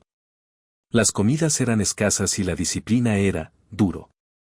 Una monja sorprendida dormitando durante las oraciones podría ser obligado a arrodillarse sobre piedras frías. El que se rió demasiado o el cielo prohibido cantar la melodía equivocada podría ser enviado a una celda para reflexionar sobre sus pecados. La castidad era la piedra angular del convento. Vida. Las monjas hicieron votos de renunciar a todo deseos terrenales. Después de todo, ellas eran novias de Cristo. Pero la naturaleza humana es como es y las murallas medievales no eran insonorizadas. Ni insuperables se produjeron lapsos. Hay discos, encantadores, mortificantes. Registros de monjas que dieron a luz a niños, de monjes que se colaban en los conventos, de la corte de Apison alberga amantes. Un convento inglés fue acusado una vez de ser un burdel bajo la apariencia de religión. Es seguro asumir que no todos los cargos eran justas, pero la persistencia de tales los rumores sugieren que incluso los enclaustrados la vida no estuvo libre de escándalos. Aún así, la mayoría de las monjas vivían con una fe sincera. Bordaban manteles de altar, horneaban pan de comunión, atendió a los pueblos enfermos, enseñó a las niñas a leer y rezó sinceramente por las almas de los demás. Sus días estaban estructurados, sus roles respetados, su paz, si fueran afortunado, protegido. Algunos conventos se especializaron en la enfermería enfermo. Estos fueron los precursores de los hospitales con monjas actuando como cuidadoras, herbolarios y parteras. Aprendieron a curar fiebres, a vendar heridas y administrar tónicos. Sus conocimientos se transmitieron de mujer a mujer. Mujer, fue escrito pocas veces, pero profundamente arraigado. No era ciencia, no del todo, pero fue una experiencia. Otras monjas se convirtieron en escribas. Copiaban libros a mano, letra por letra. Carta, en letra tranquila, con ventanas lo suficientemente grande para leer, pero no tanto. Tan grande como las distracciones temporales. El trabajo era tedioso pero sagrado. Ellos manuscritos ilustrados con delicados vides, pan de oro y alguna que otra conejo travieso en el margen. Si uno debe pasar la vida en interiores, hay había peores maneras. Pero no todos los cloers eran cortar. Había algunos conventos cerca pueblos, y mientras que las monjas estaban destinadas a permanecieron encerrados, a menudo interactuaban con la comunidad. Podrían ofrecer caridad, dirigir escuelas, o vender bienes excedentes. Un convento bien administrado era autosuficiente, cultivando su propia comida, criando pollos, incluso haciendo vino. Aún así, la regla del cercamiento se cernía sobre nosotros. Grande. Contacto con el mundo exterior estaba restringido. Las visitas de familiares varones eran limitadas. Las cartas fueron censuradas. Salir del convento fue casi imposible sin una dispensa especial. Los muros eran simbólicos y reales. A escudo, una barrera, una línea trazada entre sagrado y profano. Y aún así, las monjas encontraron formas de expresarse. Ellos mismos. Compusieron himnos, escribieron poesía, bordaron sus pensamientos en manteles. Grabaron sus nombres en madera. Bancos. Soñaban con el cielo, con escapar de quizás solo un poco de calidez en un mañana de invierno. Algunos encontraron satisfacción, otros no lo hicieron. Hay historias de monjas que se rebelaron, que traficaban baratijas, que hacían representaciones huelgas de hambre, que huyeron encubiertas de la noche. Una monja inglesa del siglo XIV, cansada de su rigor claustral, subió la muros y se negó a regresar. Fue excomulgada y luego perdonada. Luego se fue nuevamente. Hay que admirar su persistencia. Y luego estaban los que no tenían elección. Algunas muchachas fueron dedicadas a la iglesia. Como niños, oblatos enviados a la edad de 5 o 6 para vivir entre monjas y ser criado dentro de la fe. Estaban en efecto regalado. Otros fueron hijas ilegítimas, hermanas sobrantes o viudas incómodas. Para estas mujeres, el convento no era una vocación sino una conclusión. Algunos hicieron las paces, otros nunca lo hice. Al final, el convento fue un paradoja. Era un lugar de restricción. Y un lugar de posibilidades. Un mundo que silenció a las mujeres y, sin embargo, a veces les dio voz. Una vida que negó los placeres mundanos pero ofreció libertad intelectual. Para muchos, fue el único lugar al que realmente podían pertenecer. Así que esta noche, imagínenla, una mujer con un cámara de piedra, arrodillado ante una mesa de madera cruz. La vela a su lado parpadea. Baja, sus manos están callosas por el trabajo, su espalda estaba rígida por la oración, pero sus ojos son constantes. Ella no ha hablado en voz alta en horas, pero ha pensado profundamente en cosas que nadie más podría pedirle jamás compartir. Afuera el viento mueve las ramas. Dentro de la campana para tocar la campana completa. Déjala descansar ahora. Ella se levantará antes del amanecer. Las leyes de la Edad Media garabateadas por escribe y pronuncia desde lo alto las sillas estaban destinadas a preservar el orden, pero sobre todo el tipo de orden que hombres beneficiados. No fueron imaginados con mujeres necesidades en el centro. A menudo, las mujeres eran tratadas más como personas legales. Apéndices que los participantes plenos en justicia. Aún así, eso no significaba que lo fueran. Ausente del sistema. Nada de eso. Aparecieron en los juzgados y en los pueblos. Audiencias y ante obispos y alguaciles. Pero como fueron vistos y como fueron, juzgado fue moldeado por el tejido de género, clase y cultura. Un medieval la identidad legal de la mujer nunca fue realmente su propia. No, a menos que fuera viuda, e incluso entonces era provisional. Antes del matrimonio, ella era la representante legal responsabilidad de su padre. Una vez se casó, sus derechos se fusionaron con los de ella. Maridos bajo el principio de cobertura. Una mujer casada no podía poseer propiedades de forma independiente, celebrar contratos, o representarse a sí misma en el tribunal sin permiso. Ella era en la ley una persona cubierta, oculta. Debajo del nombre de su marido, su autoridad, y a menudo su temperamento, a menos que, por supuesto, algo saliera mal. Empecemos por la propiedad. En los niveles más bajos de la sociedad, los campesinos tenían propiedades modestas. Parcelas de cabañas, huertos o quizás un huerto compartido parche de bosque. Cuando un campesino moría, su viuda podía, se le conceda su dae, una fracción de la tierra para vivir el resto de su vida, pero esta siempre fue condicional. Si se volvió a casar sin permiso del señor local, podría perder el bien. Si sus hijos llegasen a la mayoría de edad y quisieran la aterriza de nuevo, puede que la empujen silenciosamente aparte. En pueblos donde a veces las mujeres vendían cerveza casas, tenían tiendas o trabajaban en oficios. Su capacidad de poseer o heredar dependía sobre las costumbres locales. Algunas ciudades reconocidas las viudas como personas jurídicas capaces de demandar, prestar dinero y pagar impuestos. En algunos lugares, al igual que York o Gante, una viuda podría continuar el negocio de su difunto esposo con considerable autonomía, pero su legitimidad siempre fue prestada. Del recuerdo de su marido, de la buena voluntad de sus vecinos, de la indulgencia temporal de la ley. Las mujeres nobles tenían propiedades más visibles, pero no más control. La tierra se transmitió a través de líneas masculinas. Una mujer podría heredar, pero su marido no gestionarlo. Si ella fuera viuda, ella podría supervisar propiedades y cobrar rentas, e incluso la justicia directa en su manera de tribunales. Pero tal poder era la excepción, no la regla. Y ella era a menudo se aconseja, si no se presiona, que volver a casarse. Una mujer sola era un problema para ser resuelto. Y luego llegó el matrimonio. Sí mismo. La Iglesia insistió en el consentimiento. Un matrimonio válido requería que ambos, la novia y el novio, se ponen de acuerdo libremente. Pero los ideales elevados a menudo chocaban con la práctica. A veces se concertaban matrimonios cuando la niña todavía era una niña. Padres dotes negociadas.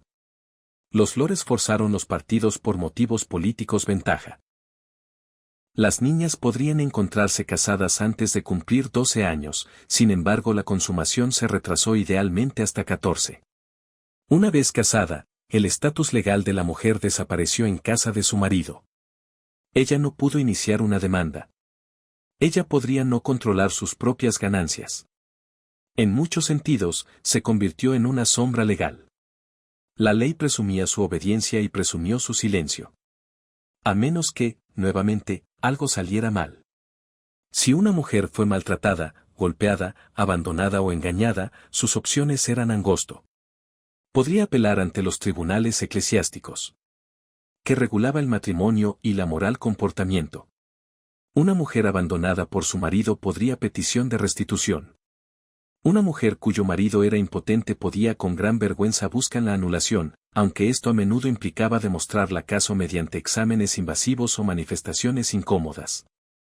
El divorcio tal como lo conocemos no existía. La Iglesia prohibió la disolución de las iglesias válidas. Matrimonios. Las anulaciones solo se permitían si el matrimonio había sido inválido desde el comenzar. Demasiado joven, demasiado pariente cercano, forzado, o no consumado. De lo contrario, lo mejor que una mujer podría esperar para la separación legal se hizo una declaración que ella y su marido vivieran aparte, pero ella seguiría casada a los ojos de Dios y la ley. En cuanto al castigo, los tribunales fueron inventivos. Las infracciones menores conllevan multas, especialmente en los tribunales donde el dinero era el problema, la forma más eficiente de corrección. Una mujer que elaboraba cerveza de mala calidad podría ser multado o prohibido de vender por una estación. Una mujer que dejó escapar un ganso en los campos del Señor podrían pagarse algunas peniques. Una mujer que le gritó vecina o la acusó de robar o hechizar su mantequilla podría ser etiquetado como un regañar. El delito de ser un regaño común fue únicamente femenina. Se aplicaba únicamente a las mujeres y estaba definido no por actos específicos sino por el comportamiento considerado disruptivo. Chismear, pelearse, hablar demasiado valientemente. En Inglaterra, una reprimenda podría ser castigada con agachándose, atado a una silla y sumergido en el agua, a veces repetidamente durante diversión de la comunidad. En otros lugares, es posible que la obliguen a Lleva el vestido de novia de la regañona, un bozal de metal con una placa en la lengua que impedía el habla. Fue tan humillante como doloroso. Las mujeres también enfrentaron cargos de robo, asalto, e incluso asesinato. Fueron juzgados en tribunales reales, junto con los hombres, y podría enfrentarse a la horca si convicto. Pero su camino hacia la convicción, o un acquittal, a menudo fue moldeado por percepciones de carácter.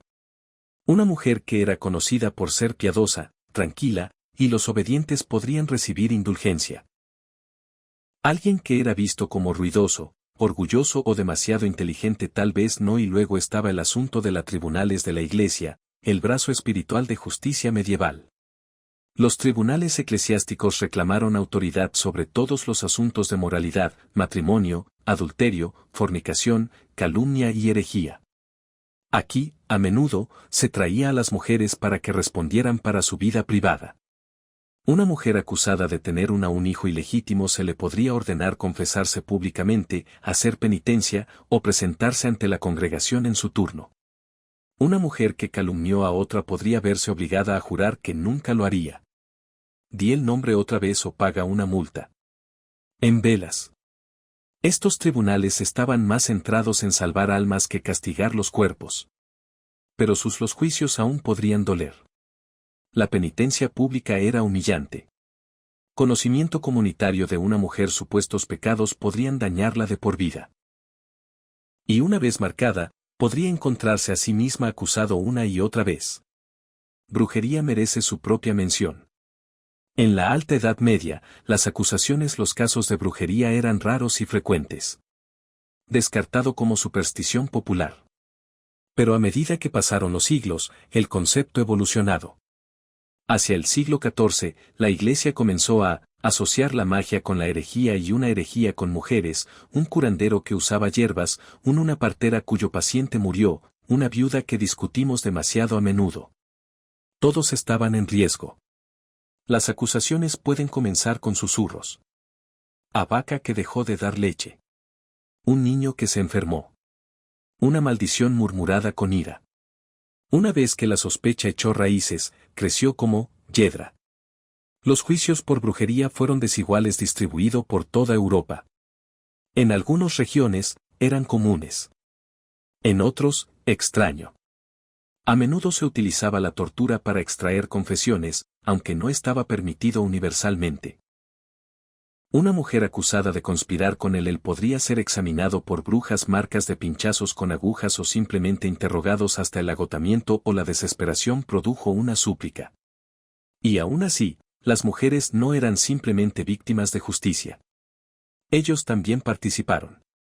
Presentaron demandas ante los tribunales por daños, promesas, deudas impagas, robadas ganado.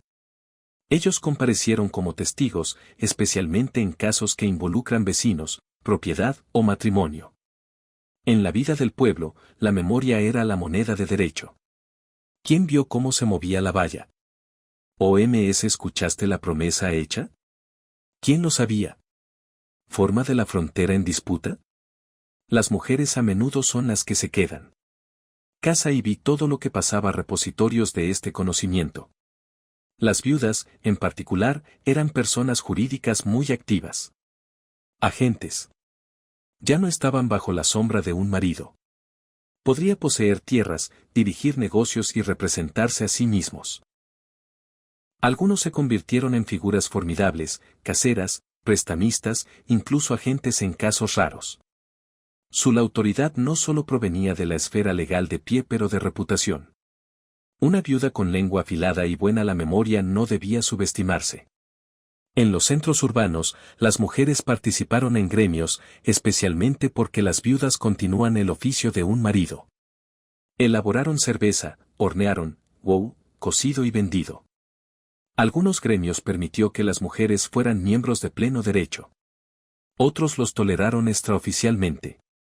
Todos esperaban que obedecieran las reglas del gremio, pagar cuotas y enfrentar sanciones por transgresiones. La justicia, tal como la experimentaban los medievales, las mujeres eran inconsistentes. Dependía de la clase, la ubicación, con quién estabas. Sabías y de qué te acusaban. Pero debajo del mosaico de códigos legales y en los roles judiciales surge un patrón. Las mujeres aprendieron a trabajar en el sistema, o al menos. Ese cómo sobrevivir. Ellos jugaron roles cuando sea necesario. Lloraron en el tribunal. Fingieron ignorancia. Se apoyaron en memoria. Reunieron a los vecinos. Ellos llevaban los nombres de sus maridos como armadura. Algunos lucharon, algunos se rindieron, algunos simplemente siguió apareciendo. Así que esta noche, imagínensela, una mujer parada sobre un montón de cosas. Tierra en un patio de pueblo abarrotado. Los zapatos están embarrados. Sus manos son calloso. El alguacil lee la acusación. Ella escucha. Ella habla claramente, no en voz alta, pero con firmeza. Sus vecinos asienten. El mayordomo frunce el ceño. Ella no tiene otro defensor que ella misma. Puede que la justicia no llegue rápidamente. Puede que no venir en absoluto. Pero ella no se inmuta. Déjala hablar. Déjala esperar. Déjala ser escuchó. No todas las mujeres de la Edad Media trabajaban en los campos o acarreaban agua desde pozos. Algunos estaban envueltos en seda de lana, sentados sobre cojines en lugar de heces. Pero ser noble no significaba ser libre. Las mujeres poderosas en la cima eran ornamental, condicional y, a menudo ilusorio. Por cada reina con un cetro, hay eran 10 duquesas sin nada más que bastidores de bordado. Y, sin embargo, dentro de los grandes salones de piedra del poder medieval, las mujeres de estatus ejercieron influencia en formas más silenciosas y sutiles a través del parentesco, la diplomacia y el cuidadoso arte de supervivencia. Empecemos por el ápice, realeza. Una reina consorte casada con el rey tenía un papel tanto ceremonial como simbólico. Ella fue coronada, ungida y vestido con galas.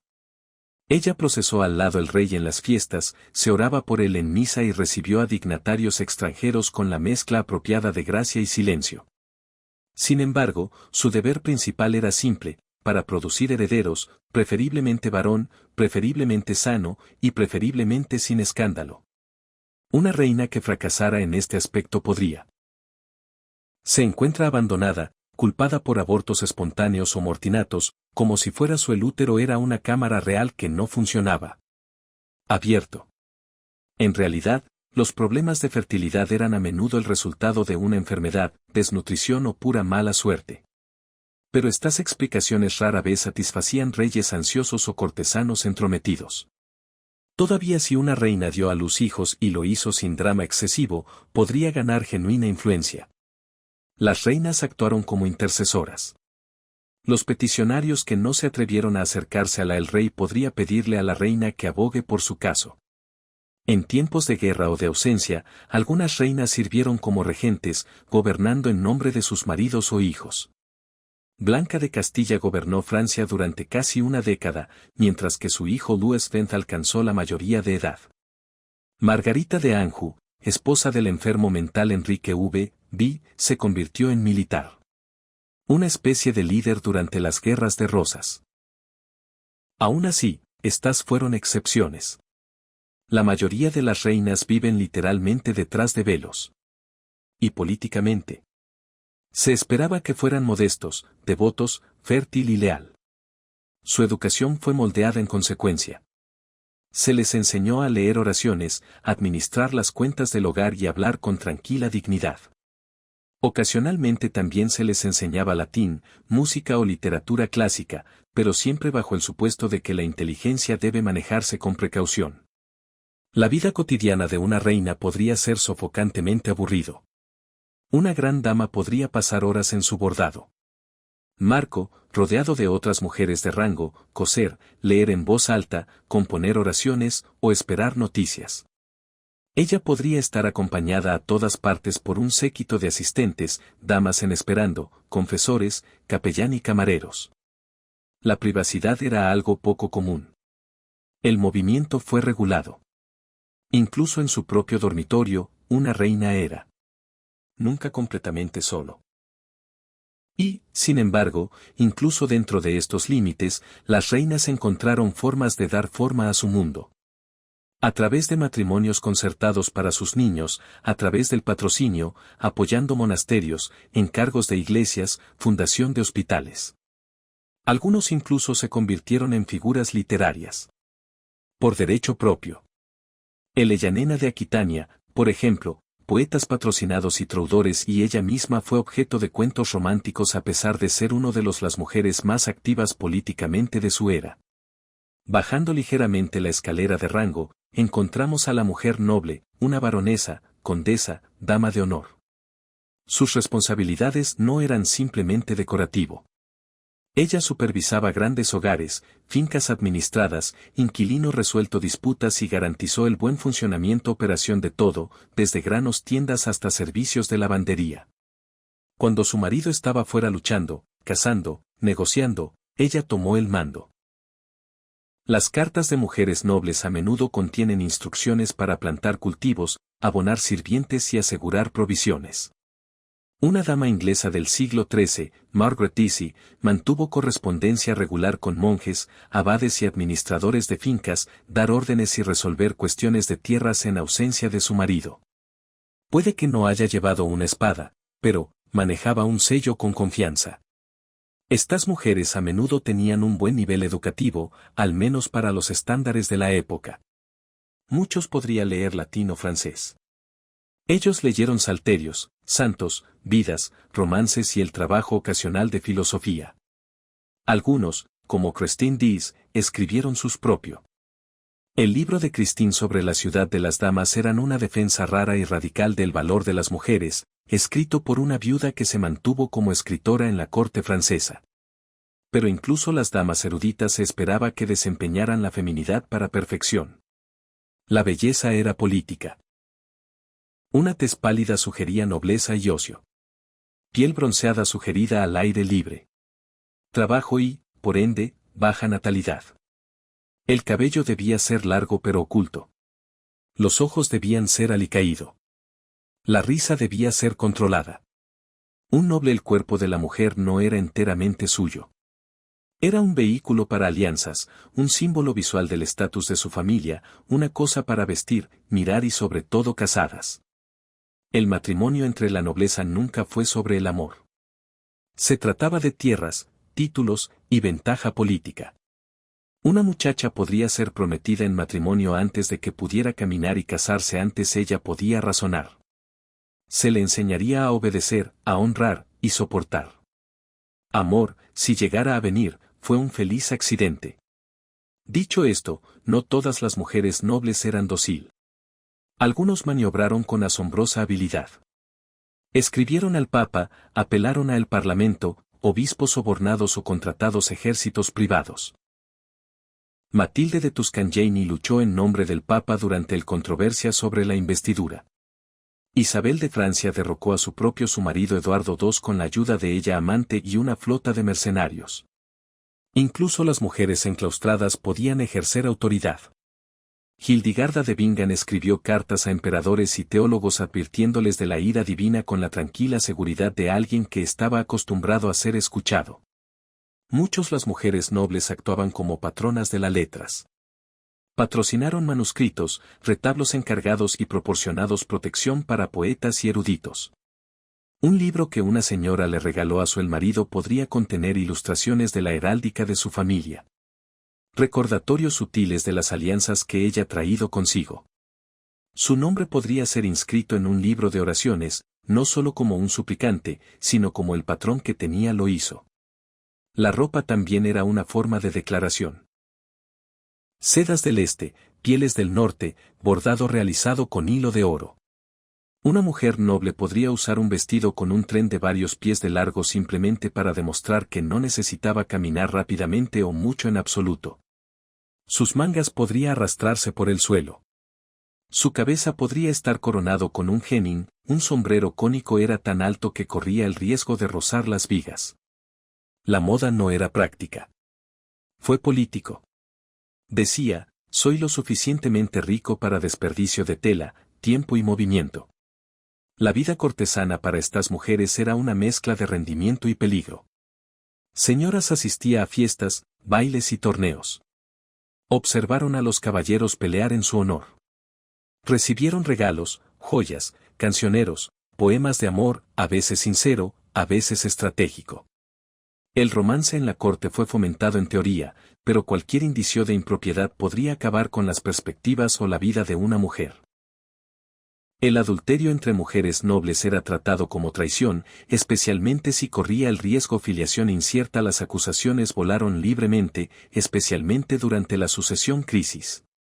Una reina podría encontrarse a sí misma acusado de envenenamiento o brujería. Una dama en espera podría ser desterrado por una mirada inoportuna. La reputación lo era todo. También fue frágil. Aún así, no todo fue sombrío. Para algunos nobles mujeres, la corte era un patio de recreo de ideas. Aquí podían escuchar música, aprender idiomas, practicar la diplomacia. Podrían ayudar a concertar tratados o supervisar la correspondencia. Algunos incluso emprendieron una peregrinación o una cruzada, dejando atrás cartas detalladas que cuéntanos más sobre sus vidas que cualquier otra persona. Ningún otro libro de leyes podría jamás. Algunas se convirtieron en reinas por derecho propio, gobernando no como consortes, sino como soberanos. La emperatriz Matilde de Inglaterra fue una de ellas. Figura, aunque su afirmación provocó controversia guerra. Eleyanena de Aquitania poseía tierras en su propio nombre y los gobernó con ferocidad. Estas mujeres, aunque excepcionales, nos recuerdan para nosotros ese estatus también podría ser una espada. Como escudo. Pero la mayoría de las mujeres nobles lo hicieron. No convertirse en reinas. La mayoría no lideró ejércitos o manifiestos de pluma. Vivían con más tranquilidad en sus costumbres, castillos o apartamentos cortesanos. Tuvieron hijos, escribieron cartas, pedí telas y traté de no ser notado por la gente equivocada. Sus vidas fueron estructurados por la expectativa, moldeados por el matrimonio, limitado por la reputación. Y aún así resistieron. Así que esta noche, imagínatela no como una reina, ni como una campesina, pero una dama de rango moderado. Ella se encuentra en su solar, el fuego. Crepitar bajo. Ella acaba de escribir una carta a su mayordomo sobre el grano víveres. Su vestido es de encaje ajustado. Las mangas están cargadas de bordados. Afuera, el viento sopla sobre el tejado. Techos de las casas de sus inquilinos. Ella escucha, espera y firma con su nombre. Con cuidado. Puede que el poder no le pertenezca por derecho, pero ella lo sostiene suavemente en su propia tranquilidad. Forma. Al final, lo que quedó de una época medieval, la mujer era a menudo muy pequeña. Un nombre en un registro de matrimonio, una cara pintada en un margen del manuscrito, un puñado de huesos en una tumba sin nombre. La historia, al igual que los cronistas que le dieron forma, no lo hicieron. Inclinarse amablemente hacia las mujeres. Las reinas eran recordadas por sus vientres. Las mujeres campesinas desaparecieron sin dejar rastro. Susurro, y el resto permanecieron como fantasmas en notas al pie, santos patronos de causas que no hicieron elegir, o madres sin nombre en la familia, árboles que se inclinaban siempre hacia el macho línea. Pero no se perdieron del todo. En los rincones tranquilos de los archivos y la marginalia de los manuscritos, los ecos de las mujeres medievales persisten. Sobreviven en los registros judiciales y fiscales. Roles, en cuentos de milagros y tumbas efigies, en canciones cantadas en voz baja mientras hilaba lino. Su legado no siempre es grandioso, pero es. Tiene textura, es persistente y extrañamente humano. Empecemos por lo más importante. Visibles, las reinas y los santos. Las reinas, cuando eran recordadas selectivamente. Una reina obediente y fértil que le dio herederos al rey y se mantuvo al margen la política podría ser elogiada como un modelo de virtud. Blanca de Castilla fue recordada como la piadosa madre de San Luis, una mujer de gran dignidad que enseñó a su hijo a teme al pecado más que a la muerte. Ella gobernó como regente, pero incluso entonces la memoria se filtró a través de su papel como una madre. Por otro lado, las reinas poderosas con opiniones, aquellos que ejercían un poder político real influencia, a menudo eran vistos con sospecha. Isabel de Francia, que la depuso. Su marido Eduardo II fue tildado de loba de Francia. La emperatriz Matilde, que se atrevió a reclamar el trono inglés por derecho propio, era recordado no como un monarca sino como una mujer que se extralimitó. La ambición en una mujer, incluso cuando está camuflada en terciopelo y sancionado por linaje, era rara vez perdonado. Luego estaban los santos. Mujeres que murió joven o dolorosamente o ambas cosas. Virgen mártires como Catalina y Cecilia, que rechazaron maridos paganos y fueron castigadas por su virtud. Eran venerados, se le rezaba y estaba pintado en los frescos de la capilla. Sus historias fueron reescritas nuevamente y de nuevo, generalmente por monjes que nunca habían conocido a una mujer como ellas y no sabían qué decir si lo hubieran hecho. Sin embargo, estos santos ofrecieron a las mujeres modelos de piedad y resistencia. Hildegarda de Bingen, aunque no canonizado hasta los tiempos modernos, fue venerada en vida por sus visiones y escritos. Clara de Assisi se convirtió en hermana espiritual a Francisco y fundador en su propia bien. Sus voces preservadas en cartas y la música sugieren vidas de intelecto y agencia, no solo sumisión. Emocionante descendiendo en rango, el recuerdo de los nobles. Las mujeres sobrevivieron en libros de contabilidad, cartas y lo más llamativo son las tumbas. Efigies talladas en resto de piedra sobre el suelo de muchas iglesias. Mujeres con las manos juntas, vestidos largos, cabello recogido en velos de lino. Algunas yacen junto a sus maridos, otras solo. Sus inscripciones hablan de gracia, honor y generosidad. Palabras elegidas por otros, rara vez por ellos mismos. Estos monumentos nos dicen más de lo que dicen. Parece. El estilo de la ropa, la colocación de las manos, la heráldica en un escudo, todos ofrecen pistas sobre cómo la mujer vivió y cómo su familia deseaba que viviera ser visto. Algunas tumbas eran lujosas, pagadas por los hijos. O maridos ansiosos de mostrar piedad. Otros son modestos, quizás los mejores que podría permitírselo. Algunos están desgastados por el tiempo y los pies, nombres borrados por siglos de feligreses caminando arriba. También hubo mujeres que dejó registros escritos, aunque no siempre intencionalmente. Las transcripciones judiciales incluyen sus palabras. Conservado por Clarks con manchas de tinta. Dedos. En estas líneas, las mujeres hablan con franqueza. Sobre disputas de tierras, promesas incumplidas o pollos desaparecidos. Sus voces son legal, doméstico, cansado, preciso. No estaban tratando de ser recordados. Estaban tratando de ser escuchados. Algunas mujeres escribió deliberadamente. Christine de Pizarro compuso libros enteros defendiendo el valor de la vida de las mujeres. Su libro de la ciudad de las damas, creado una ciudad alegórica donde las mujeres eran a salvo de la calumnia y celebrado por sabiduría. Citó a mujeres históricas, mujeres bíblicas, mujeres legendarias y al hacerlo, se grabó en la historia como una de las primeras mujeres profesionales escritores en Europa. Algunas mujeres nobles mantenía cuentas domésticas o libros de oraciones ahora conservado en museos. Los márgenes contienen pequeñas notas y regalos. Dados, cartas enviadas, oraciones por niños difuntos. Estas no son historias a lo grande sentido, pero son táctiles íntimos registros de vida. Nos recuerdan que las mujeres se recordaban a sí mismas incluso cuando otros no lo hicieron. ¿Y qué pasa con el campesino, mujeres, las cerveceras y las solteronas, las madres que enterraban a sus hijos antes de su primer invierno, las chicas que nunca lo lograron al matrimonio? Estas mujeres rara vez dejaron registros escritos. Sus recuerdos sobreviven en el folclore, superstición y la documentación cautelosa de otros. A veces sus nombres aparecen en las declaraciones de impuestos. Lisa. Marjorie que debe 6 peniques por su cabra.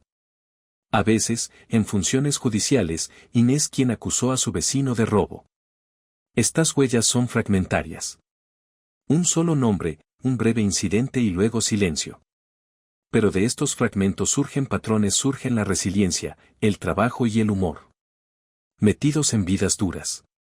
Las mujeres campesinas fueron recordadas localmente, si no a nivel nacional. Ellos vivieron en memoria comunitaria. La anciana que sabía hierbas. La partera que nunca perdió un madre. La viuda que contaba historias del fuego. Su reputación era su legados. Algunos eran temidos, acusados de brujería o mala suerte. Otros fueron apreciados, lloraron cuando fallecieron, sus nombres se mantiene viva en canciones o cuentos susurrados. Las esposas fueron recordadas por sus maridos a veces. En los testamentos de los comerciantes y comerciantes se encuentran frases como, a mi querida esposa. Joan, dejo nuestra cama y mis mejores deseos. Capa. O a Alicia, que ha guardado mi casa estos 30 años. Estos no son conjuntos, pero son marcadores. De compañerismo, asociación y supervivencia a través de temporadas buenas y malas. Las madres también dejaron huellas en sus niños, aunque no tengan nombre. Un caballero podría recordar las oraciones de su madre le enseñó. Un comerciante podría recordar las comidas que preparaba su madre. Las hijas transmitían recetas, supersticiones, la avis. La memoria era matrilineal aun cuando no había linaje. Entonces allí son las mujeres sin nombre en el arte. Medieval los manuscritos se combinan con imágenes de mujeres, algunos simbólicos, otros específicos.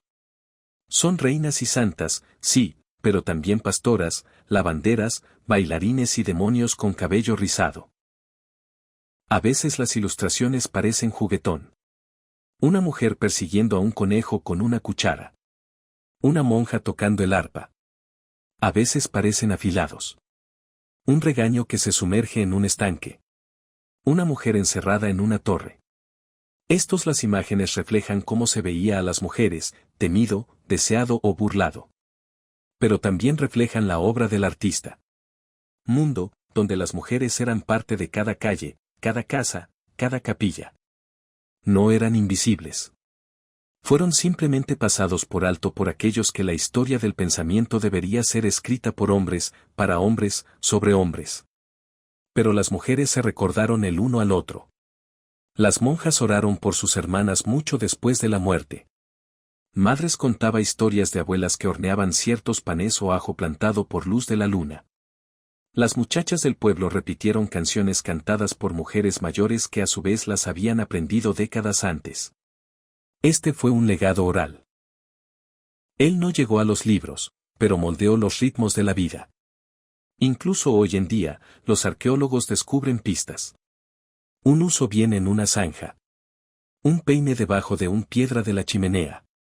Un broche de plata junto a un esqueleto con dientes desgastados y caderas fuertes.